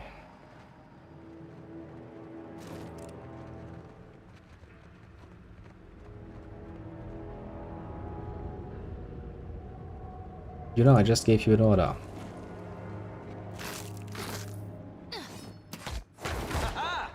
Thanks. Took you long enough to realize what I wanted from you. Okay, whatever nonsense this is, it looks dangerous. I mean, not that we have much of a choice. I guess technically speaking we do have a choice. We can just go back up again, I guess, but that isn't really my sort of style now, is it? Bones are warm to the touch. Yeah, it sounds like it's going to summon a lot of undead, isn't it? Okay, if I were to wanted to go in here, yeah, we can. Okay, position everybody out here. What do you need? Sure. We're gonna send Adair in here. He's our toughest little cookie. If he can't stand, I don't know. A cracked stone face arises from the pool. Lichens clock to the hollows under its brows and nostrils, and a pale glow plays along the underside of its cheeks. Inspect the pool. Okay, as it is, it's difficult to tell how deep it goes. You can barely see the statue's submerged shoulders. The rest is shrouded in darkness. Yet a smudge of light shines from the gloom. Hear a faint musical sound from the depths. The melody ebbs and flows, rises and recedes. Inspect the pool. Dive toward the light. Peter leaps into the pool and swims down. The water is surprisingly warm, with an oily texture and a brackish flavor. Yet as Adair paddles deeper, the water grows colder. The light in the depths becomes brighter and sharper. A strange melody murmurs through the water. As the mysterious source grows closer, muck locks Adair's eyes, and a strong current pushes back. Despite the effort, Adair fights through the current, sustained by a deep breath and strong lungs. Continue towards the light. Adair reaches the source of the light, and music, a glowing conch in the statue's open hand. Music flows from it, as rich and deep as a baritone. Adair hovers above it, lungs just beginning to age. Take the conch and swim back up again. First, the conch is stuck in place. With a little effort, Adair pries it from the statue's palm. It comes free with a pop. The radiance and music fade. Adair pushes off from the statue and swims despite the pain swelling in his chest. Adair kicks toward the dim glow of the surface. Adair emerges and climbs out of the pool, enjoying deep breaths of the dank cave air. You hear rattling. The bones by the pool grind and snap together. Several skeletons rise from the mud.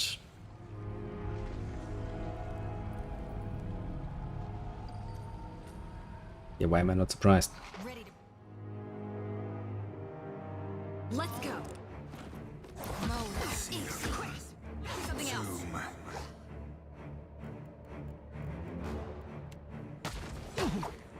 Lava. Beyond sea. Now then. After him. Lava. Beyond sea. And with a bit of holy radiance. For good measure, of course.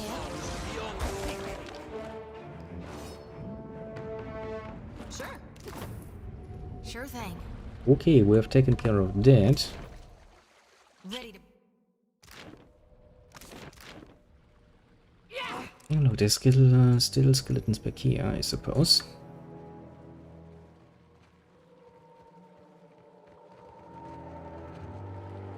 Get threshed. A sorcerer indeed. He's not going to be very happy about that.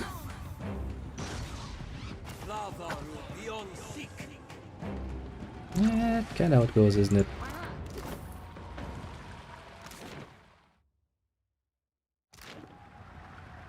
Now then, we have two options. We can either go here or go up. Since this is just closer, I'm going to go in here. For the moment. And see what lies beyond. To more of the ruins. I mean, to be fair, that treasure hunter actually has a right idea, basically. Buried in the cliffside, the dark cavern descends deeply underground. Walk down the cavern. I mean, why wouldn't we? But did you have no reason to stay around?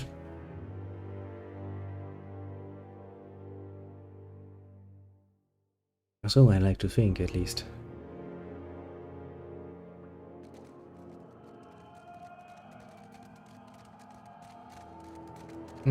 See that body to plunder.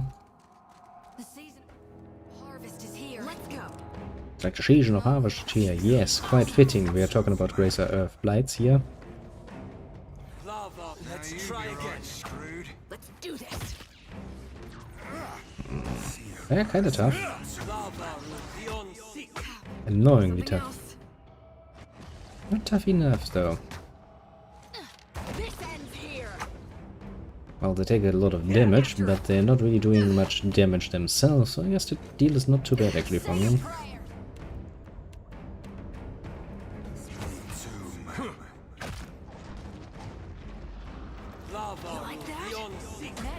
Bam.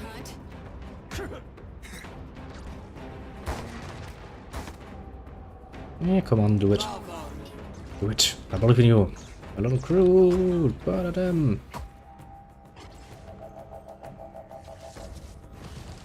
Got it.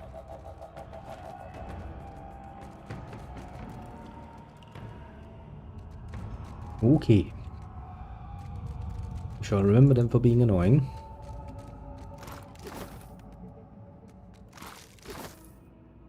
Glowing purple spores come away on your head.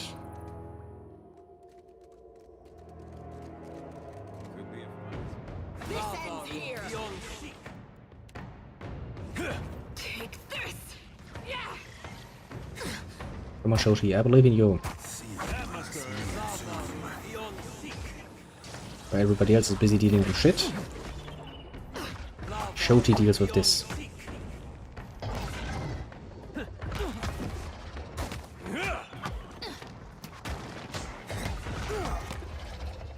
I mean, so far so good.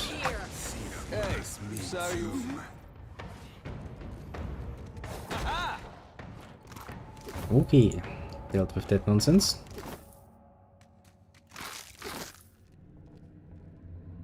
Another one done and dealt with. Back to the entrance.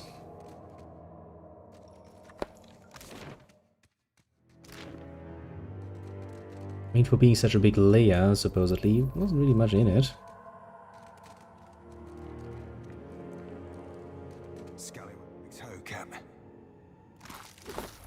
I see an enemy. Looks like trouble.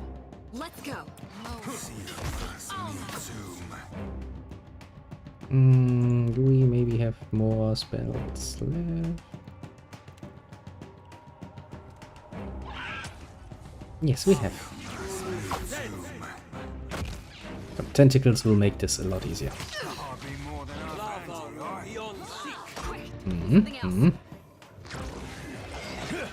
Fine and dandy.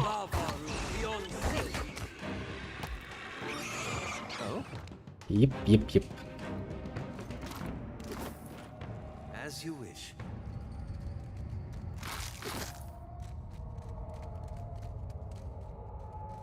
At least it's not yet dark enough that I actually need to get my torch out again.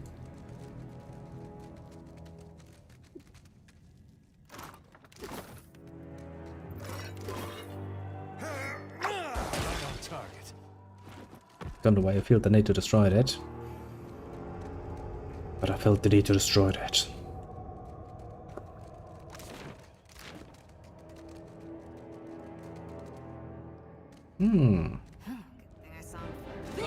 I see some structures. That's good. Let's do this. Not to alarm you, but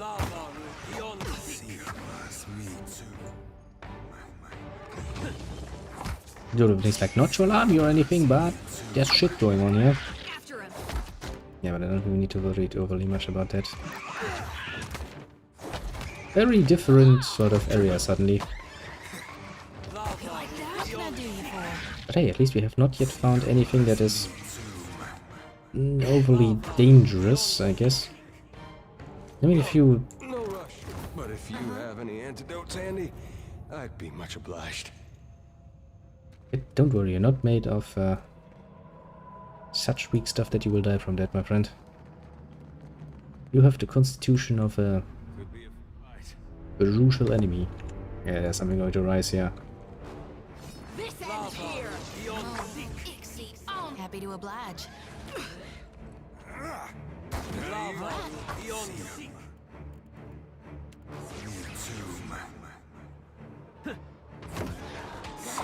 Me and you are about to mix. Yeah, don't say it like this. That sounds like it's going to lead into some horribly demented hentai work. Let's not go there, please.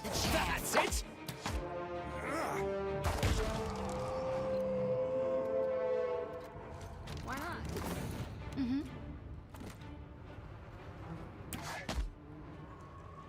Captain. Man, at least you can do some damage to it. What for? Done and done.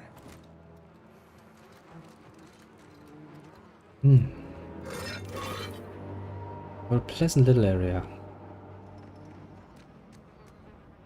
The raving honors the life of a hero of old. Does it now? Okay, the old city apparently stretches quite far, actually. I was not expecting the old city to be this big. I mean, I was expecting it to be big. Just not this big necessarily. So now I kind of have to go back and actually, you know, explore the rest.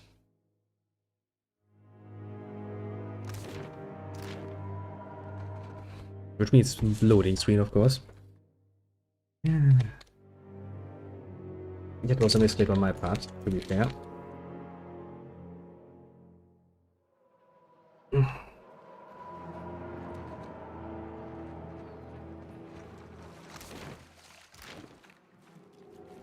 I actually think to myself, you know, there can't really be that much left now, can there? And I was a bit wrong about that, a bit optimistic. Seems to be a rather large area. Now. Sure. Hey, stop! What are you doing, you fat-fingered oaf? Put me down! What twists and turns in your hand, trying in vain to wriggle out of your grasp. The word Modvir is etched and gilded at the base of the blade. How are you talking? How are you talking? With my mouse. I like this sword. Can we keep it? In there, please. We're trying to have a serious conversation here. Filthy paws off me. Why would I? Wish Isselmere were here. I bet she'd have been good friends with it. Yes, I'm not certain of that. Oh yes, that's always how it started. It usually ended with someone losing an eye.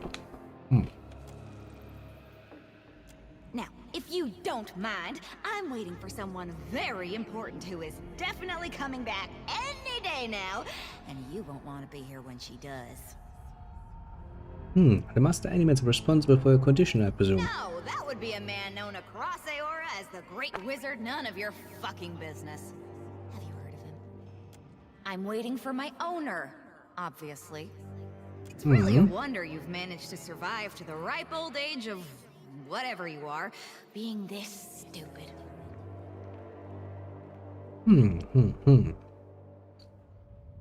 Remind me, which of us was sitting in a pile of garbage? Well, there's no need to be mean. But my owner, she was really great. I mean, is really great.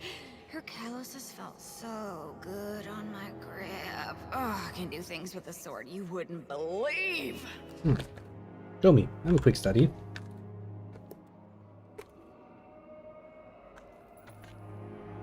Actually, even though you're clearly little more than a ham-handed half-wit, maybe you can do something for me. I'll let you handle me, but only under one condition. You have to help me find my owner. Okay?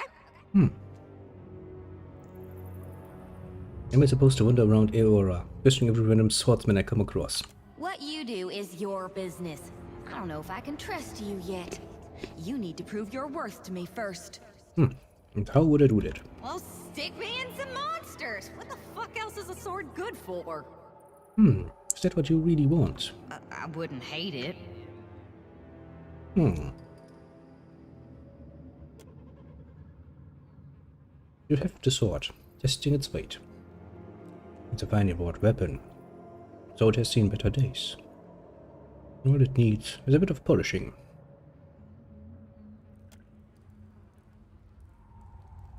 My talking sword. That's something, alright. How useful it's going to prove itself, I guess. Then how we shoot bones lie among the dormant codes. Okay. You know, that appears the way forward, so I guess more exploration is on the horizon. Of this area at least. And before we move on, of course.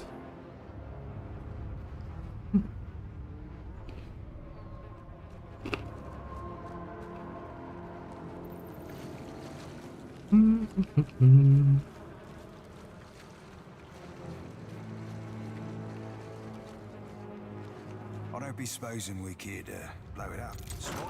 No, maybe we don't have to, you can just open it, you know. No reason to waste perfectly good explosives. At least if we don't have to. Yourself a look at that, mate.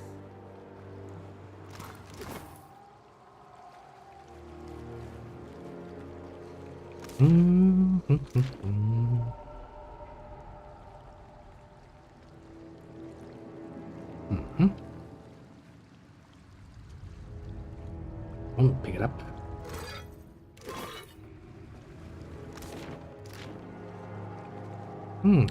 Looks surprisingly like a temple, doesn't it? Sure. I mean, maybe it actually is. I don't know. It could be.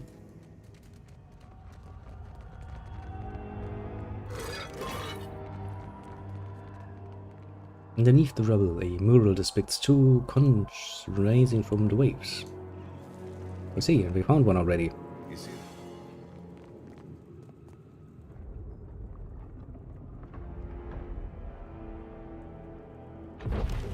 Ha ha ha! Oh, that skeleton was like, no, I need at least a light source. Look, that.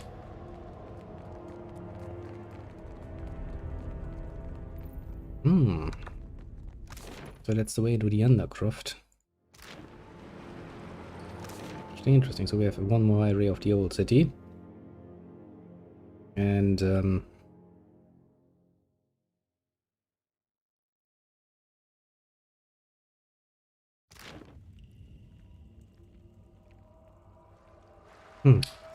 guess that's kinda it actually.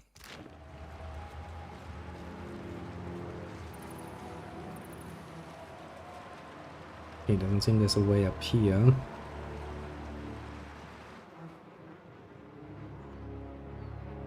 Which really doesn't really give me much of an option apart from, you know, doing my bestest. Climb up.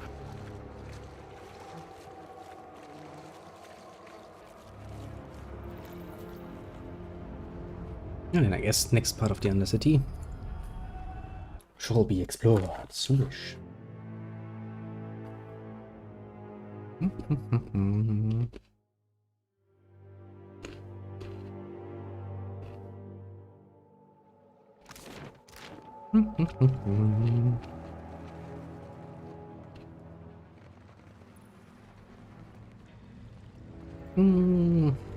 So far, so peaceful.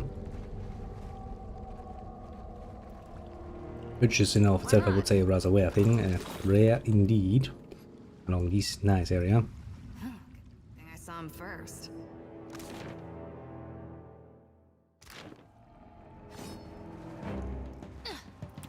This is futile.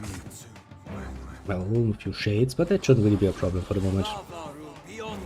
That must have hurt. Take this. Let's go. I was saying, and then I got the shit kicked out of him.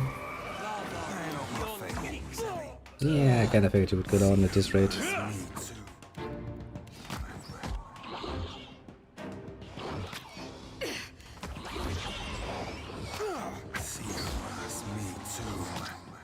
This ends here. You like that? Okay, we're making steady progress. Oh,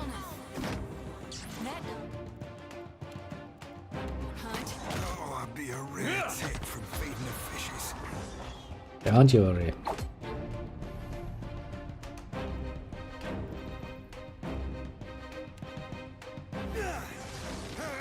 You won't die yet.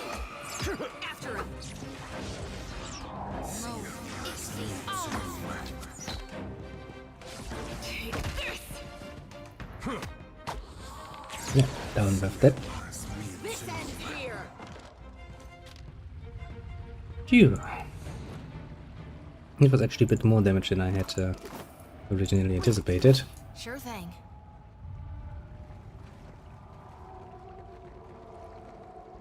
Quite a bit of an annoyance, actually. There's no idea is not a damn. Love is actually wounded.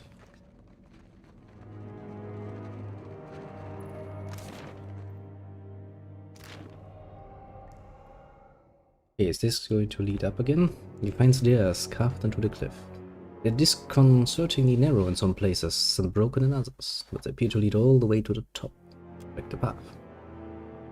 Many of the steps are worn, fissured, and crumbling. The scree slides loose in the wind. A gap awaits you, dark and plunging, about halfway up the cliff. Climb up. You step up, testing your weight on the first of the many cracked and crumbling ledges. It holds, and you climb, navigating the narrow ledges and gaps with careful footing. However, you reach a spot where the stairs have crumbled away. Luckily, a narrow ridge remains. It proves sturdy and allows you to easily cross the gap. You rise to the peak at a brisk pace. Sweat beats the valley of your spine. It feels good. A relief against the balmy atmosphere. The road step, scrape to your ascent gives you time to think. You reach the top, you search and find your group reflects the same. Exuberant smiles spread across the face. Just really interested if we're actually going to end up where I think we're going to end up. Yes, we do. Nice. Climb down. Continue. Your keen senses detect another shape just below the gap. It's a ledge, the remains of some old building. Importantly, it was minor and more stable, and rich of crumbled stairs. Consider the path before you. Shimmy across the ledge. Now we're down again. Okay, so at least we know that there's no reason to go here. I will assume that this here leads to another part of the old city ruins. First we should probably finish our exploration of this part. Ready to brawl? This ends here. Oh no. Let's do it. Lava. Come on.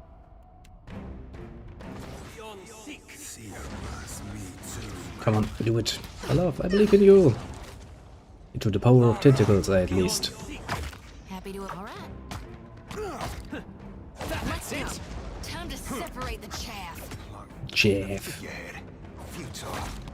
Isn't chaff the stuff you use for anti-radar things? I think I remember hearing that at some point.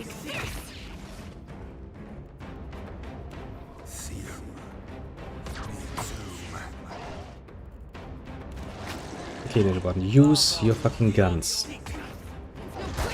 You know, they exist for a reason. Also gonna make it a lot easier for you to actually stay alive without getting murdered brutally. I mean, they're not really able to do much damage to my frontline fighters, but my backline is kinda weak to that.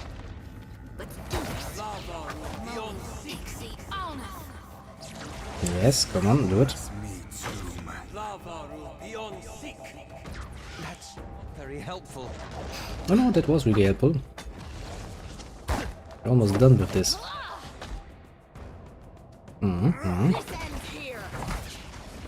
Nice. Captain. Aye.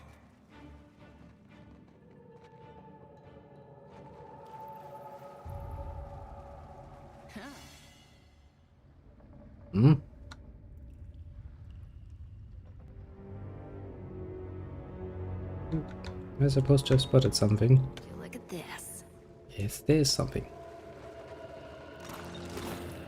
Quite well hidden, actually.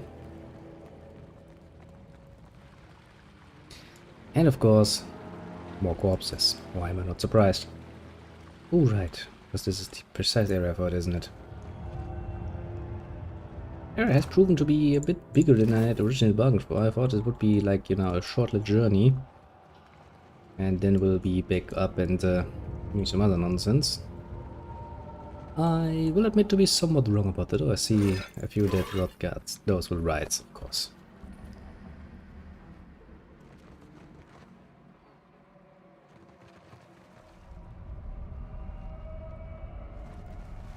Yeah, I got it.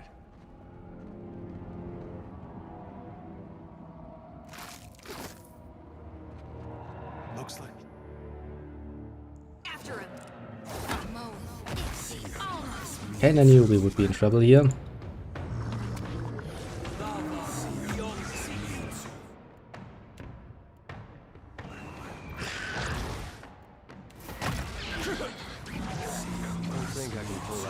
Nice. Nice amount of damage so far. We've done good.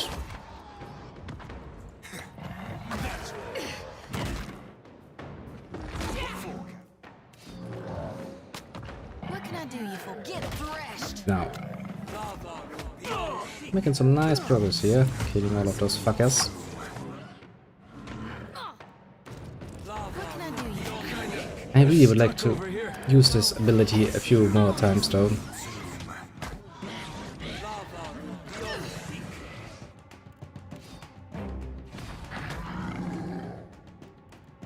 She's you.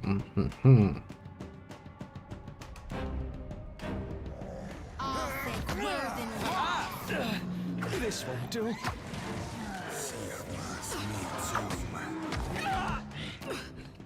Kind of getting to the point where we have a bit too much in the way of enemies.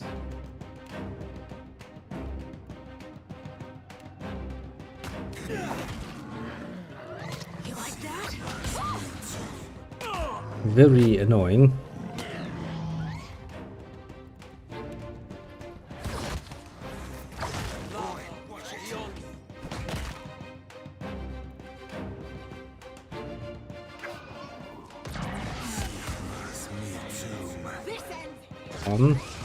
Come on. May I help? Can't take much more.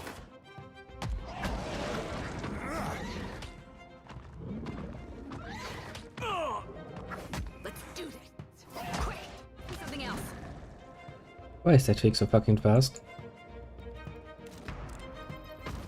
As you wish.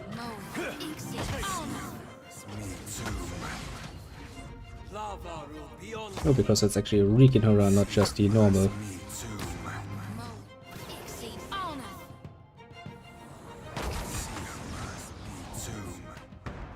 I'm here. Okay, repositioning somewhat. Here, there, and everywhere. Nice hit. Let's go. Nice. Now we just need to deal with it slowly and deliberately.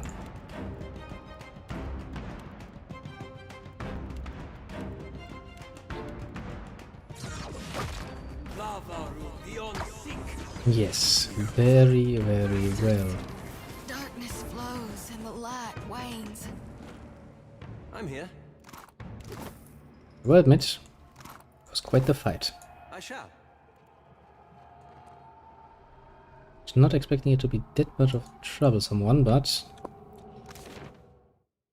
you know what they say, all well that ends well, basically. In this case, ever more so. Truly, the area has been getting a bit uppity with me at this point, so I'm kind of getting a bit the feeling that we might actually have reached as, excuse me, as reasonably far as we can go. Might want to start turning back soon.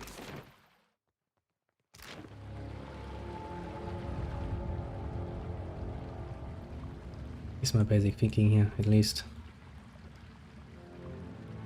Sure.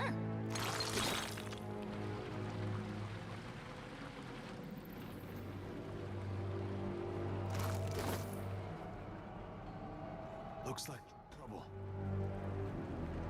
A rabbit corpse eater. Well, great. As if the whole of the area wasn't stinky enough already.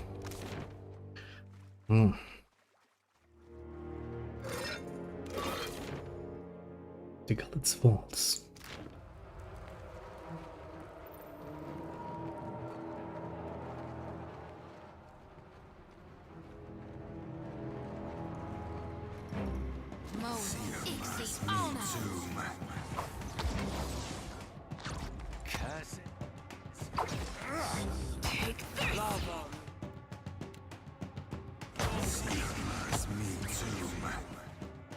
Okay, so for some mystical reason.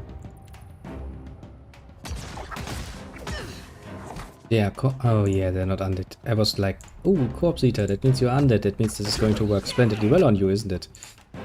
And then I realized, no.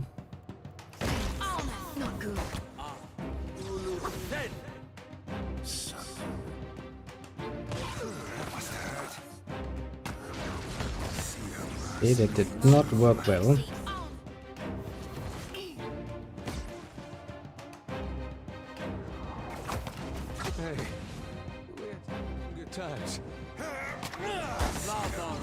Try to deal with the corpse eater first. Come on.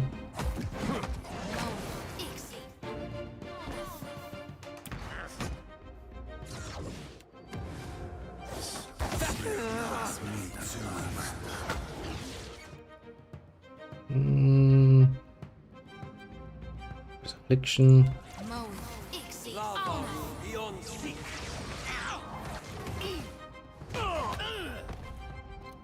Yeah? And deal with the Sigil of Darkness.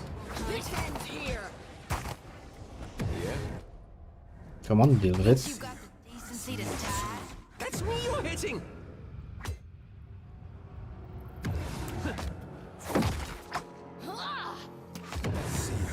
Just supposed to focus on the ticket, you're not supposed to use your fucking spells on it.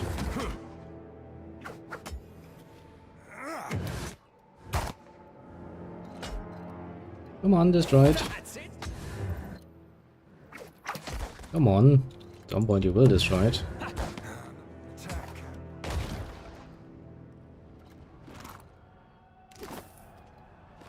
Okay. I understand, but my crew is getting somewhat roughed up. Put it mildly.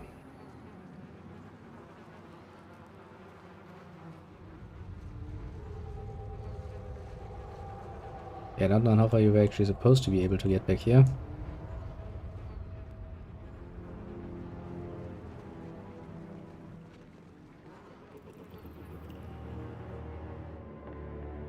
Doesn't seem to be any actual use for that though. Okay.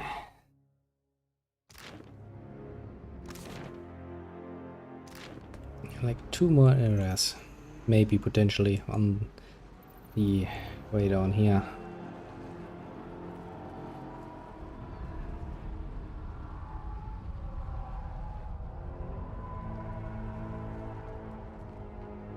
Yeah, that structure is already collapsed. Nothing here. Sunken City.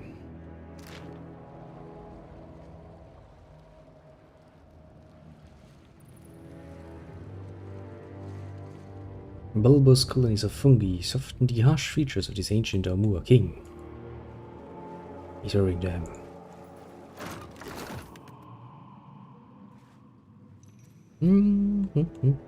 Adventuring in the darkness.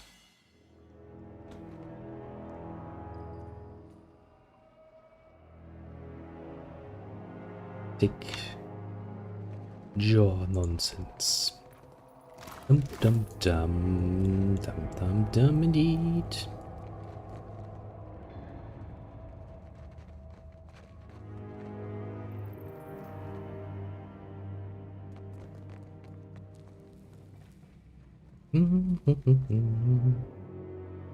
Next to the sealed door is a statue of a woman, wrecked and overgrown with moss. Both of her arms are extended toward you, but one of her hands is missing. Notice a rushing, whispering sound coming from your pack.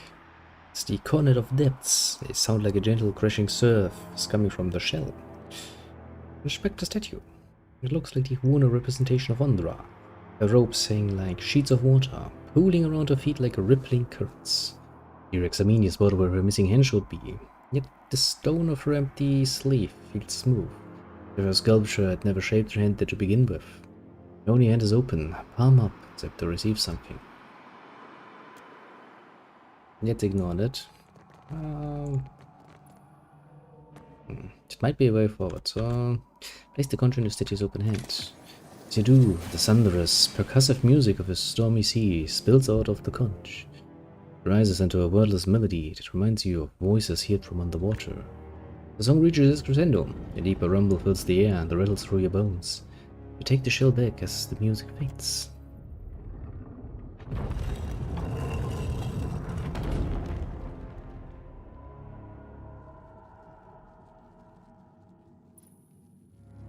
It seems like a monstrosity and a half.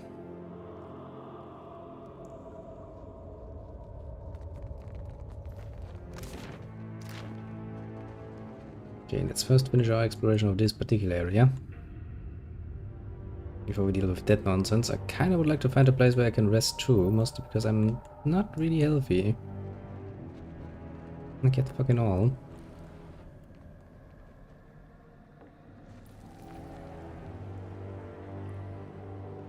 It also doesn't seem like we can continue here.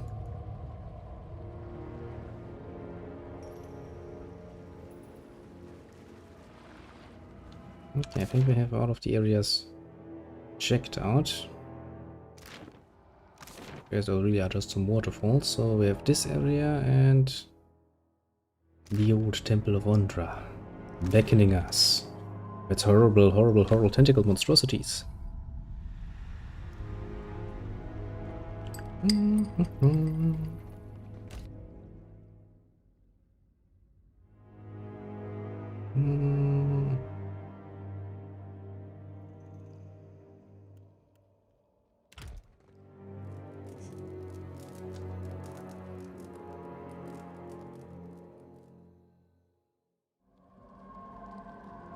Darkness really makes you feel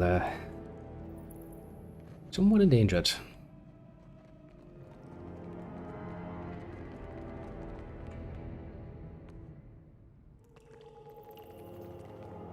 Hard to be a farmer and not be thinking about revenge right now.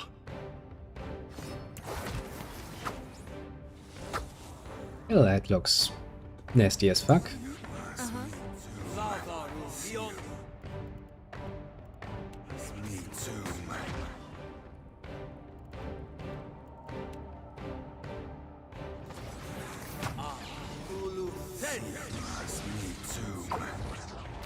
Okay.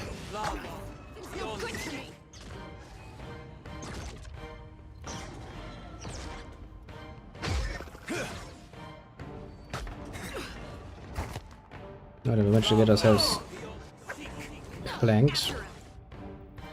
This is of course always a good start.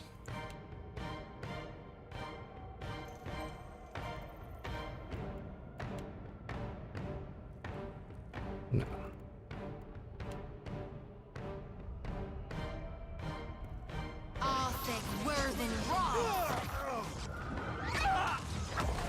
Now then, let's deal with a few more of those.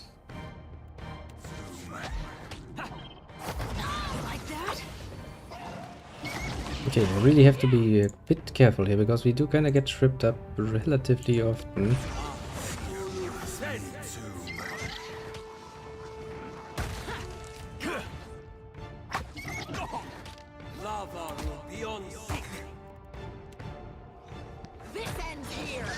Okay, there, go back into business, please. That was useful as a bump on a pickle. You create another healing cycle, please.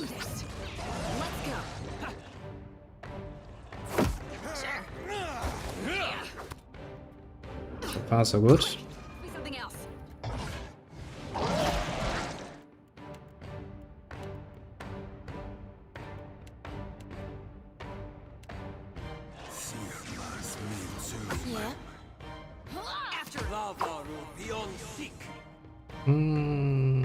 Kind of running out of spells here.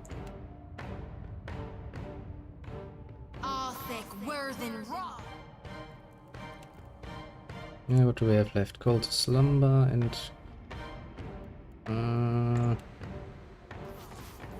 let's try this one. I mean, it does some damage.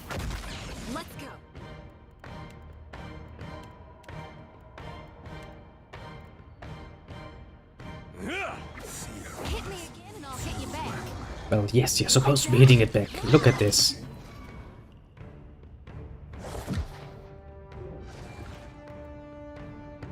Pity for the squad, but also those that have agreed to follow you. Their presence distracts all foes in the area.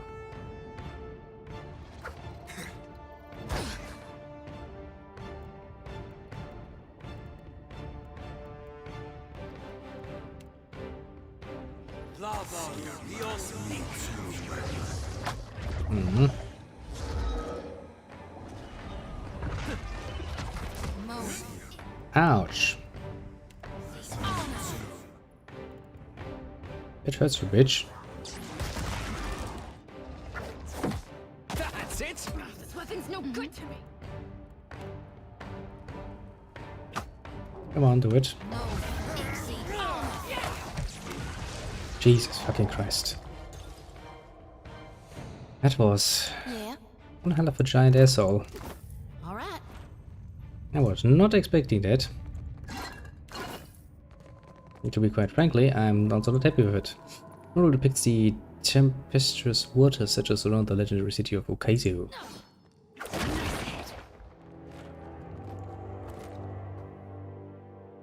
The cracked dirt-rimmed carving dominates the wall. The two hands rise from the curling waves, sockets, like the one on the hand of the statue outside the temple, being carved in the hollowed palms. Both are empty. You notice a rushing, whispering sound coming from your pack. The conduit of depths sound like a gentle, crashing surf is coming from the shell. Look at the carving. Cracks, mold, and grime vein the stone. The carving looks ancient. It feels that way too, smooth with wear. Yet as you run your hands along the stone, you feel a cool whisper of air. Feels like there's a draft coming from the other side. I see. I would need another conch then, wouldn't I? I see.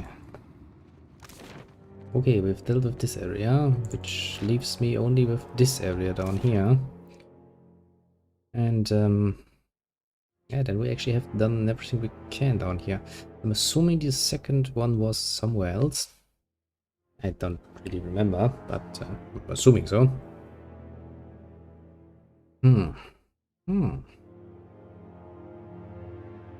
Yeah, we shall find out, shall we not? One way or another it is. With the long-awaited adventure for we actually set out to do. Just a quick look, just a quick look.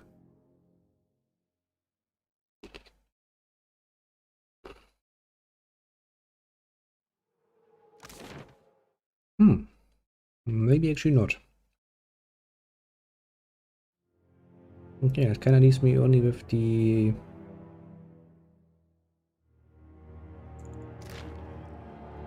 Undercroft then. I suppose.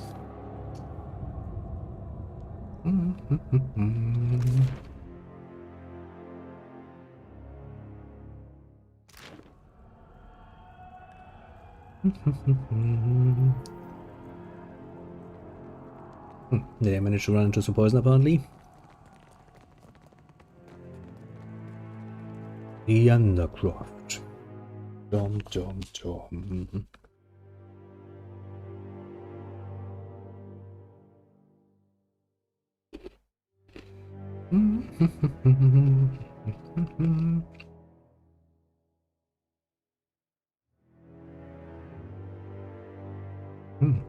Chocolate. Nice. Deep blue, choppy watered cove spans before you, widening down the cavern that leads eventually to the open sea. Wave clapped against a ramshackle dock. The breath that fills your lungs is tinged with salt. Clouds from rowdy sailors pepper the air like buckshot. I can slumber across the water-beaten docks, ready and waiting, watching the waves that roil the cove. Watch from a distance. Then that Hauna water shapers, as denoted by the ropes, stride the length of the docks. Arms sweeping, lips moving, they swirl the turbulent tide into a calm, directed current. For a moment, the cove falls silent, self caught in a collective bated breath, and slowly, a slew of black varnished dinghies sails lowered, row steadily into the bay. The sailors whoop, shouting a jumble of bawdy greetings with commands for docking and unloading the wares. The ships lurch against the wharf and are emptied of crate after unmarked crate almost immediately. The operation is efficient and quick. With a shrill whistle, a dwarven woman emerges from the squat fort, jutting from the eastern side of the cavern. Twice more she whistles before the water shapers reverse the bay's current. The ships are swept gently out of sight, back to the sea. I want to clap, but it'd give us away.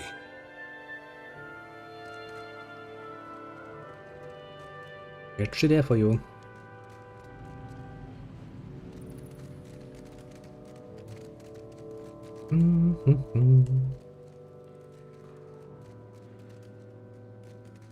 Well, then we found ourselves something.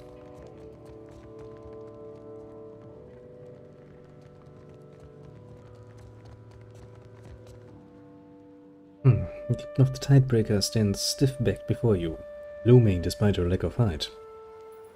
Her hard-muscled necks spread solidly apart. She splays thick, calloused hands over the hips.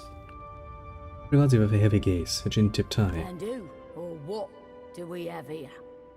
Where I see it, you've got two options. You can tell me who sent you, or I can feed you the shaft of my gun.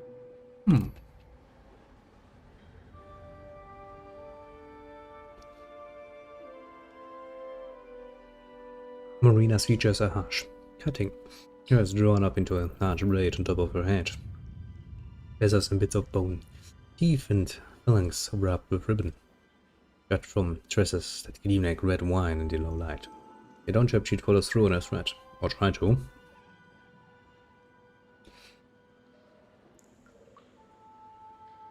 No one sent me just have peaceful security. No, he told me to find you. For? I've already got an emissary. Speak up, Swabby, and be quick about it. My knife arm's twitching. Human Ulip's dead. I found his body. She leaves her hand to finger a black feather, beaded in her hair. Just as quickly, drops back. Close to her belted firearm. You say Uluk's got himself murdered? You see the body? Yeah, kind of found him in the narrows with his limbs pointing every which way. Captain strokes her powder horn strapped to her side. She exhales a ragged breath. And you had nothing to do with it? Then I need to know how it happened. Looked like he'd been beaten to death.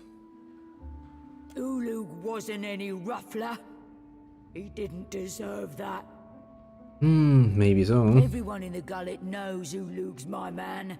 Everyone except the Mutaru. Gotta be them what got him.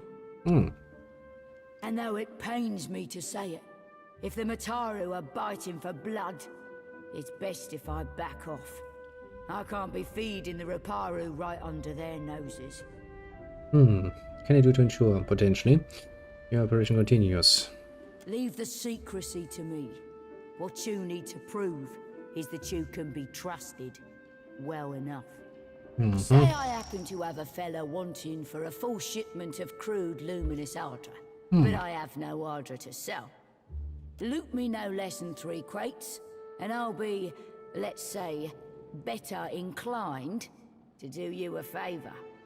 If you're a particularly daring sort, you might snatch it from under their noses. Them Valiant trading Princocks have a stockpile of it in their mill in Queen's Berth.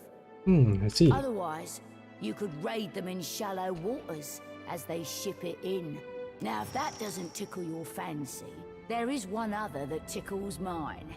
Ply me with enough coin to hire fresh hands, bribe a few officials, enjoy a taste of flesh, and I'm yours. So, how much coin precisely? Oh, I guess 30,000 copper ought to cover it. Yeah, no, but I get the luminous Ardra. Well, regale me. I've come to assist you as a favor to Captain Adilus. So, up to it, Swabby. You know what it is I need. Wait again how much it was? 30,000. I see. Just 30,000, eh? Keep That's your eye open. not really the definition of pocket change. Well, regale me. Punch in the mouth. Why is it an option to just stand there and go like, boop?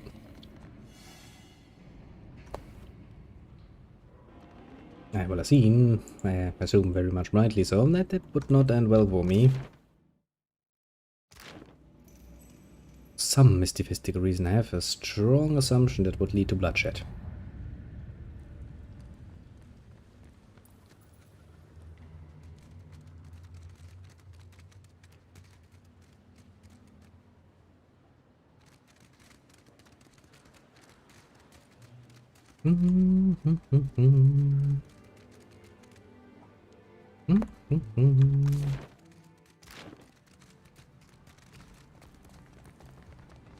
Oh, this little boat here. Guess I can use that to sail around to come here again. Maybe found the Undercroft, just not in the way it was supposed to be found.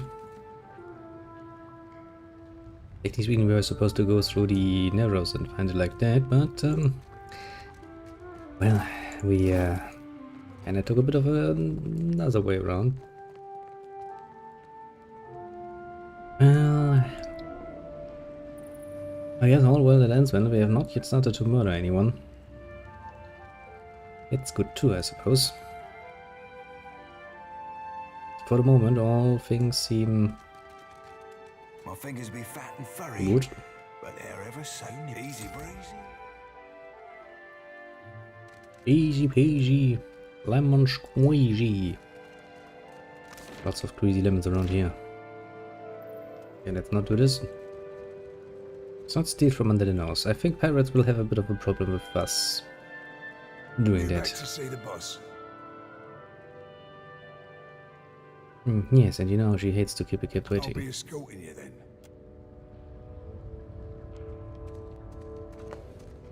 Well, great. Great, and thanks you, but I kinda would like to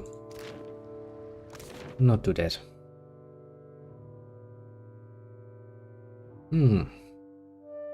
I guess apart from the little boat,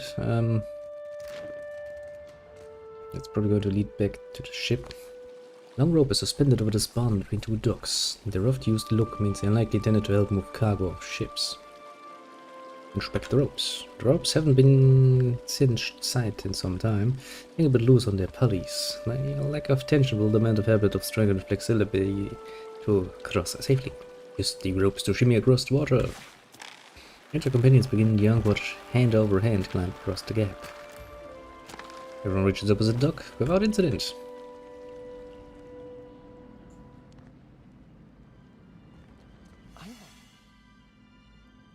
Oh. This is.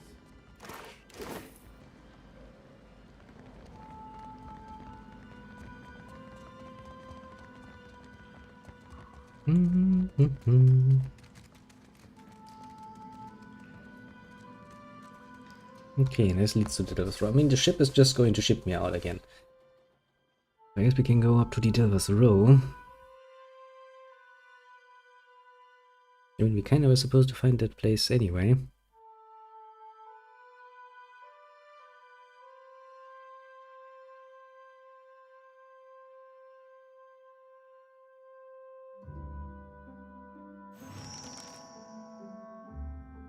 See, we're entering the Delvers Row just from behind in this particular case. Back up. No shops this way, stranger. So, what are you You guarding? think I'm standing here so I can tell you about it? Come on, go. Do realize that I'm coming from right behind you, yes? Back up. No shops this way.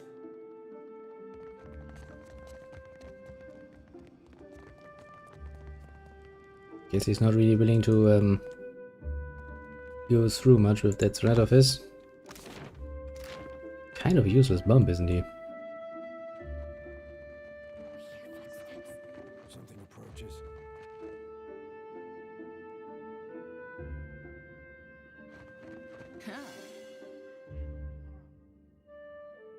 Ugh, it's making my skin crawl. What secrets does it bring? Let us see. Let us see. Keep your weather eye open, Cap.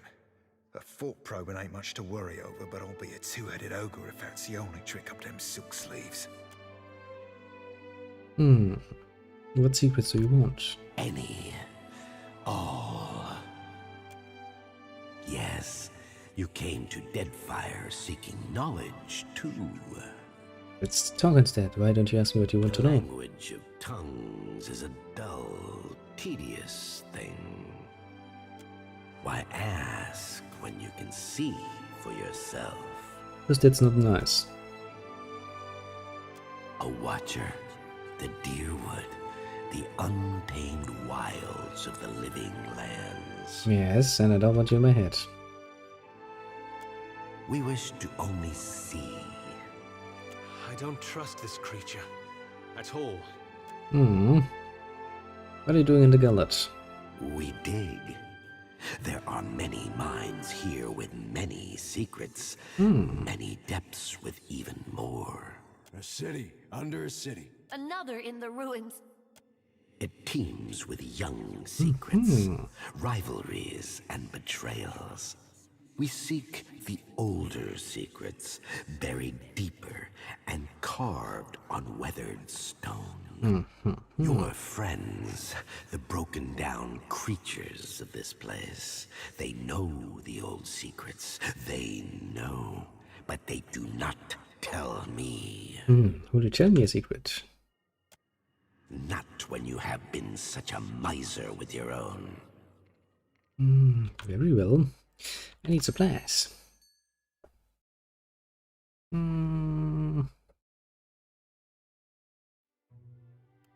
Really screams. Yes. I'm of interest right now.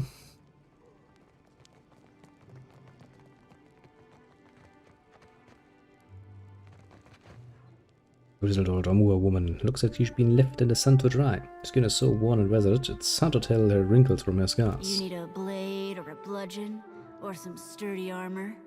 Umani has what you seek. Potentially, if I were looking for medicine to cure Durana's You lung. want your teeth talking to me. Go and see Ernesto. His shop is just across the way. I see. Show me what you've got. Umani's stock is tested in the hands and throats of the fiercest sorts in the gullet. Never will you find a better selection. If you say so. Not bad. But also not good. Sure.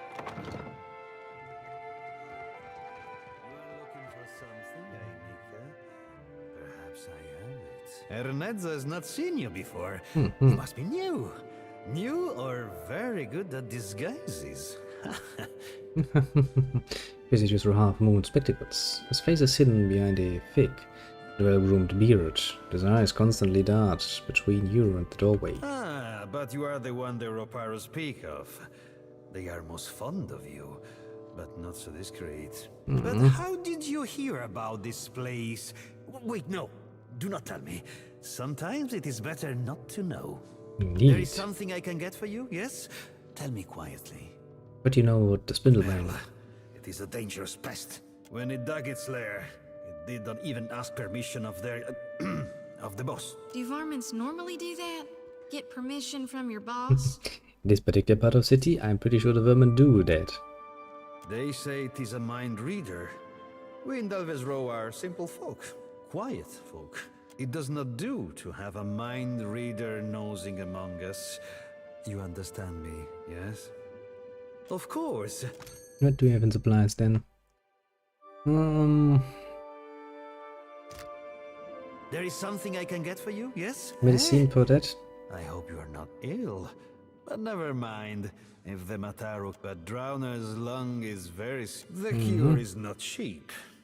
But how can one put a price on good health? On the other hand, you are a gold-packed knight, no? Maybe you do something for me, and we consider the medicine your payment. There is a certain merchant here who needs to not be here. Go on. This merchant runs a shop at the end of the street. People know it as the Spindleman. If you get rid of it, then I will give you the medicine. I see. Hold on, not so fast. Do they call him that because he carries a spindle, or because he's got spindly legs? Yeah, well, I mean, both options are good. 800 coins is not that much. We'll go when it's dark. Fine. I don't know how you tell down here. It's not now.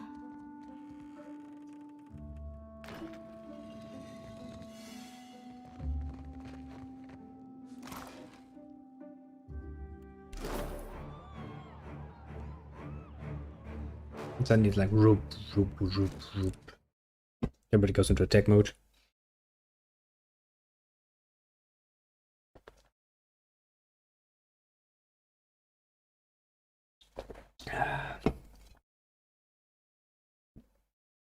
Okay, you could kind of point out that that was my own fault, but... I mean, who can help it, really?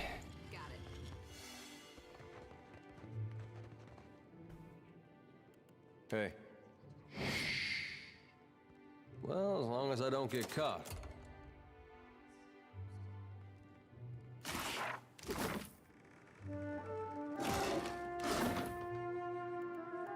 for, Captain? Lord's foot. My fingers be Da-di-da-di-da. but they're ever so nimble. Easy breeze. Sounds sleazy. What for, Captain? Found the medicine.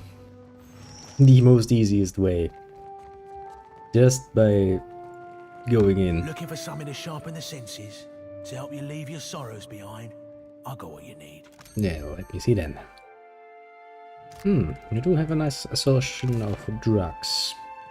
I'll give you that much.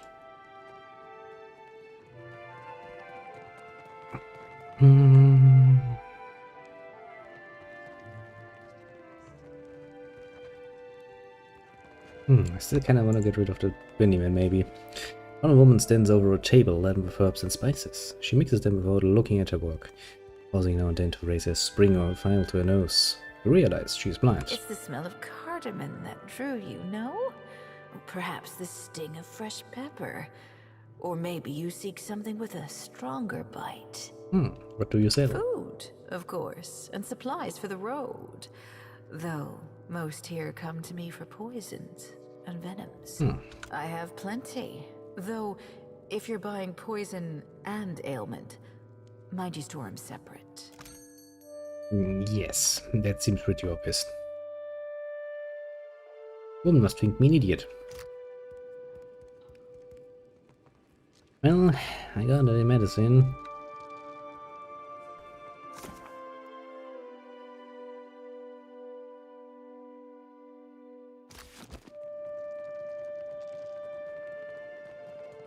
I wonder if I still want to do that though. Figure in the shadow looks up at your approach, pressing his lips together in a crooked line. I think you made a wrong turn, Bilger. You don't belong in the row.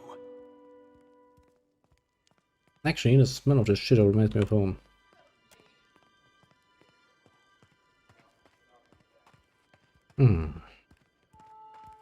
Say nothing. You know when to keep your mouth shut. I like that. You looking to commission an artist? You'll find none better in Nekataka, Bilger. Maggie traces a finger across the hilt of an emerald-encrusted stiletto hidden within the folds of a dark leather tunic.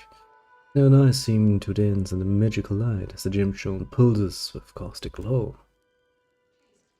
Yeah, right off of his mouth, sits menacingly as he dips his head, is at you from underneath his brow. You're an assassin. With a thin-lipped scowl as your words echo throughout the yellow.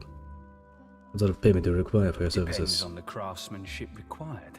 We don't know each other, so let's keep our dealings within the gullet, yeah? I'd like you to handle a problem for me. Go on.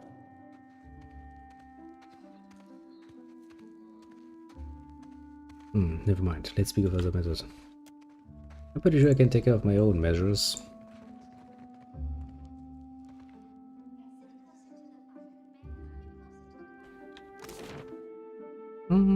This is the way out, I'm assuming. This should lead back to the gullet proper. I think. Okay, Spindleman. Now, well, I found one of your creatures to be somewhat charming. Generally speaking, I do not enjoy your creatures that much.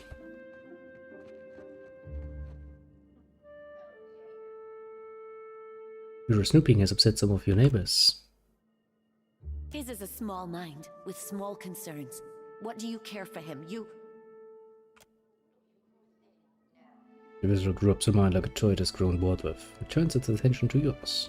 You feel it shuffling through your thoughts as though it were turning pages in a book. Images arise in your mind, memories. You see Pitley stifling her coughs as she tells you about the drowner's lung medicine, and you see Inezo. Get this creature out of my head. Aye, aye, Captain! Usharas as Yolan's mind crashes into the Withrax, all within your own heaving thoughts. Despite speaking from under a boot, Withrax consciousness eludes Seraphan and presses deep into you. Let us see. Let us see. It delves deeper. It sees you in Inezo's shop talking to the merchant.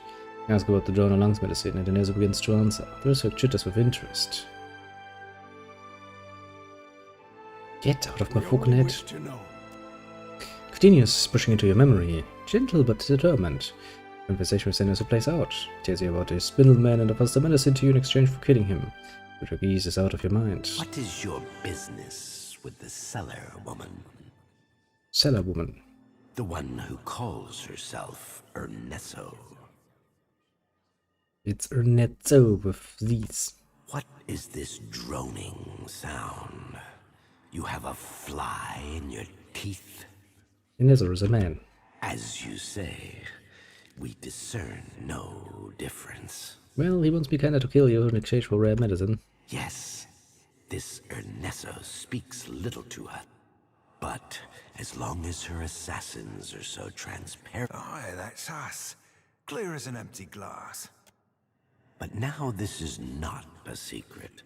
Let us speak of another one. Let me tell you what you know about her, Ernesto. We have no interest in the woman or her petty fear. She is foolish and predictable. We will waste no more time on her. Not when you...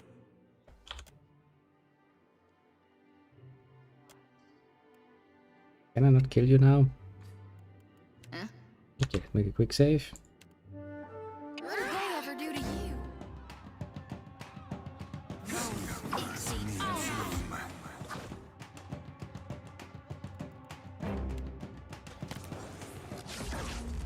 Take this.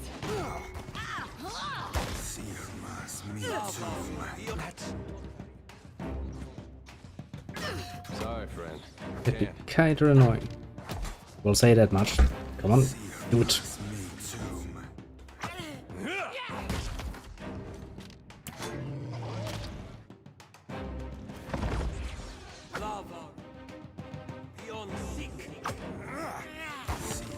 Yeah, the cloaked elf is going down. Let's do this. Stronger. Implemented harsh medicine.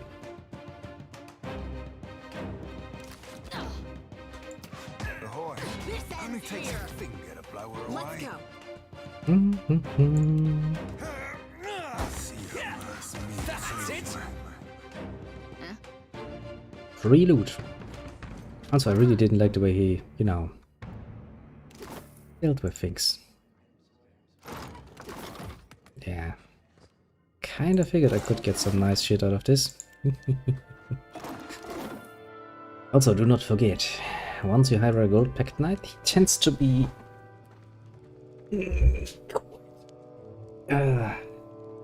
thorough at what he does. I am, after all, quite thorough in what I do. I guess I could kill Ernesto if he's now... There is something I can get for you, yes? The Spindleman is gone. Perfecto. I heard certain rumors. Of course, I did not want to ask too many questions. Well, rumors that he fell on a dagger. Indeed. I also heard this rumor. Your medicine, as promised. Hey, how did you do that? Can you do that again? Yes, they said Ernesto with childlike giddiness, when he defiled with the rapid twitch of his finger. Bless his heart if his strength and good looks ever go. Gathering slowly at the dare before he take back. There is something I can get. Yeah, not really. Well, to be fair, I kinda did think that the Earthstrike were on a good way with that one that tried to enjoy beer. But you know what, the Spindleman kinda did a bit of a private intrusion into my head, and I do not enjoy that at all. I wasn't really willing to stop doing it, so... Oh. He will not be missed. And he peers through the curtain at the tunnel beyond. It continues to the left and right. To the left. Forward. Round, forward, go left. Forward. Left. Left. Yeah, and it's better not to do that. Okay, and it just exits here. Left. What? Forward. Forward. Forward. And exit.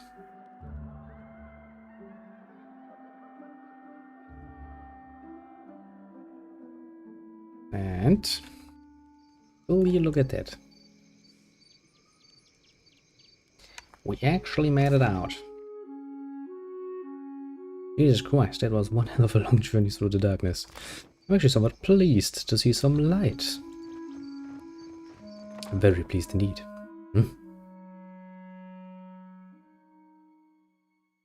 Not to say that we don't have a new ass load of problems just waiting for things to happen. Need something? Well, here's your medicine. That could save an awful lot of sick people. Well, that cost me a lot. Can't imagine it came cheap. Take this. It isn't much, but it's all I've got. That Nice. settle us? Because I should get these people taken care of soon. Nice. If you'll excuse me, I better start treating the sickest ones. Shouldn't you start treating yourself then? Need something? Well, I guess you can take care of that first. Honestly, I'm not yet too sure how I want to solve this whole food crisis problem. Seems annoyingly difficult, to put it mildly. Well then. Make a trucker a wage.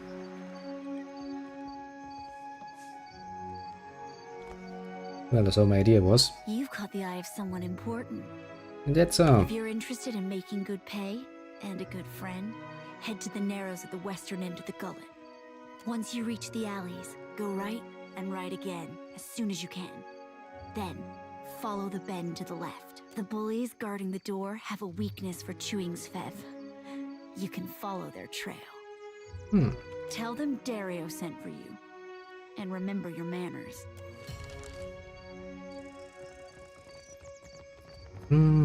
That Brands does it. Well, I guess I have to go back to the Narrows then for a meeting with the big man himself. I really want to though. I think we're going to first and foremost do a level up here. You hear? The Dawnstar's granted Preetly the power to heal the plagued folk. I always knew she was a blessing on us. Okay, as for me, I learn History and Intimidate. I do. And of course, Athletics. Now then, what nice little skill can I pick up again? Gain a small chance to completely avoid any attack, convert some hits to critical hits, increase the effectiveness of any healing you cause, resistance to conditions, sick and weakened and enfeebled. Yeah, let's become immune to things. That sounds useful. Never doubted her. Explosives, streetwise and survival.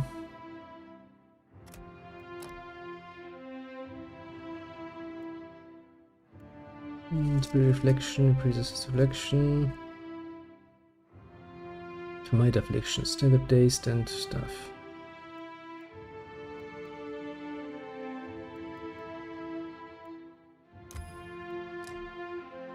Does sound rather well to have. Surely.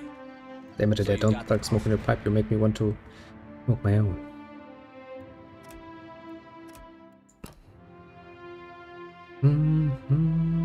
Rapid cast rate is the time it takes to complete a spell's cast. With far casting. I kinda wanna get both of those. Because that sounds really amazing to have. I can cast faster and I can do it farther away. Yeah, thank you very much, I'll take it. Okay, mechanics and stealth is where you're at. I think mechanics we need to push a lot more. Also bluff and insight. Well, then as for you, my little mind rapey. Rapeyist.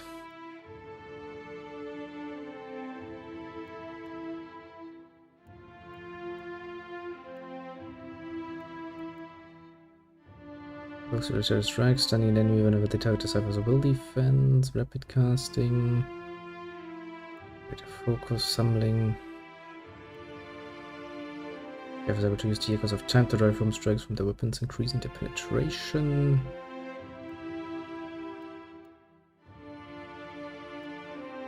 Detonate.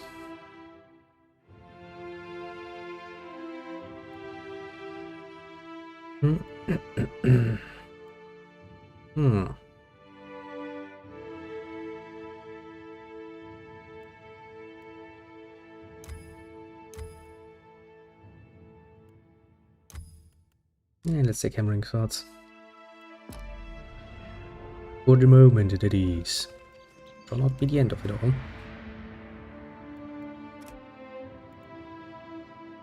And I'm pretty sure I only have metaphysics for you. Okay, you already have far casting, rapid casting. I'll definitely give you tough though, because even the mage does tend to somewhat find himself into contact with the enemy sometimes, and it usually ends rather deadly. Now then. We've done quite good things, haven't we?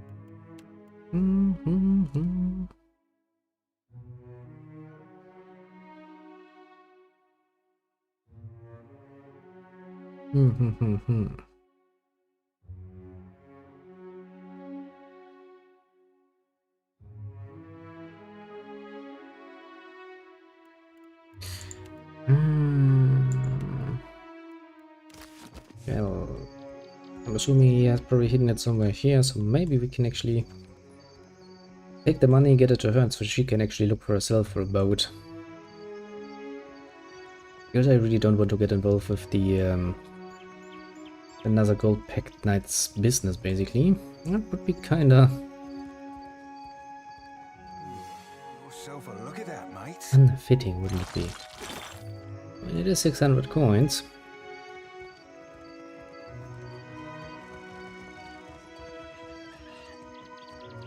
Maybe that will actually be enough.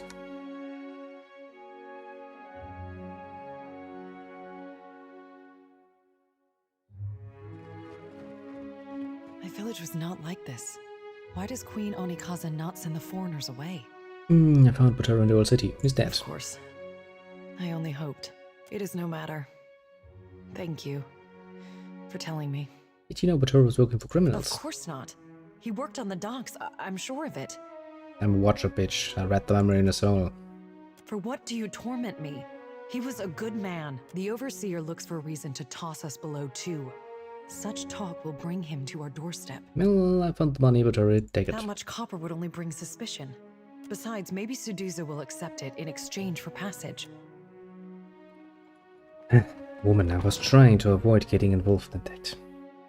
Well, maybe Suduza can do a second turn or something, or hire some extra ships, I guess. We have some room. Pain in the ass. Didn't take you for the romantic type, Seraphim. The tongue's got a use or four, lass, and I'll be a right master of each. Yeah, I'm gonna pretend like I didn't just hear that. Yeah, I'd say that's probably better. Sometimes, you know, ignorance is bliss. I kind of want to solve this problem though.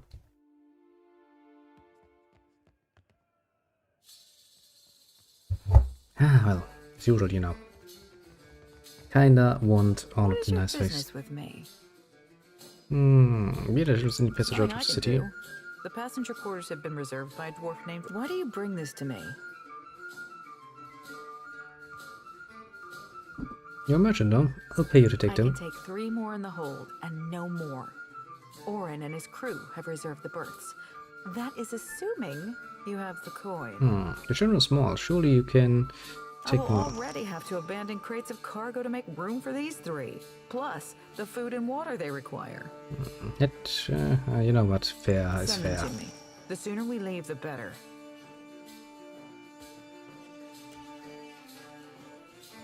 I'm not going to piss off poor little gold pack knight doing his business. He has done a fair deal.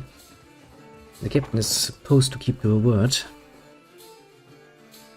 Yeah, 3 it is. I don't think we can actually get this into a more satisfying compound. Which is still more than more than enough, especially considering that apparently it's not really her children. I know, a bit of a heartless argument there, but it's kind of how it sometimes goes. My village was not like this. Why does Queen Onikaza not send the foreigners I spoke away? with Captain Sedusu about What passage. say, then? Here is room for 3 of you. 3? All this, and you say some must stay behind? This must be your decision. I need a moment. I must consider it. Ain't nothing so gob-sucking shit like is splitting a family, Cap.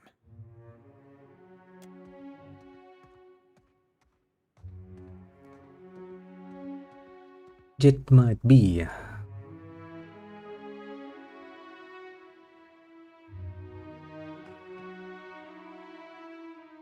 But that's how it sometimes goes. Reality is a bitch. Let's put it mildly.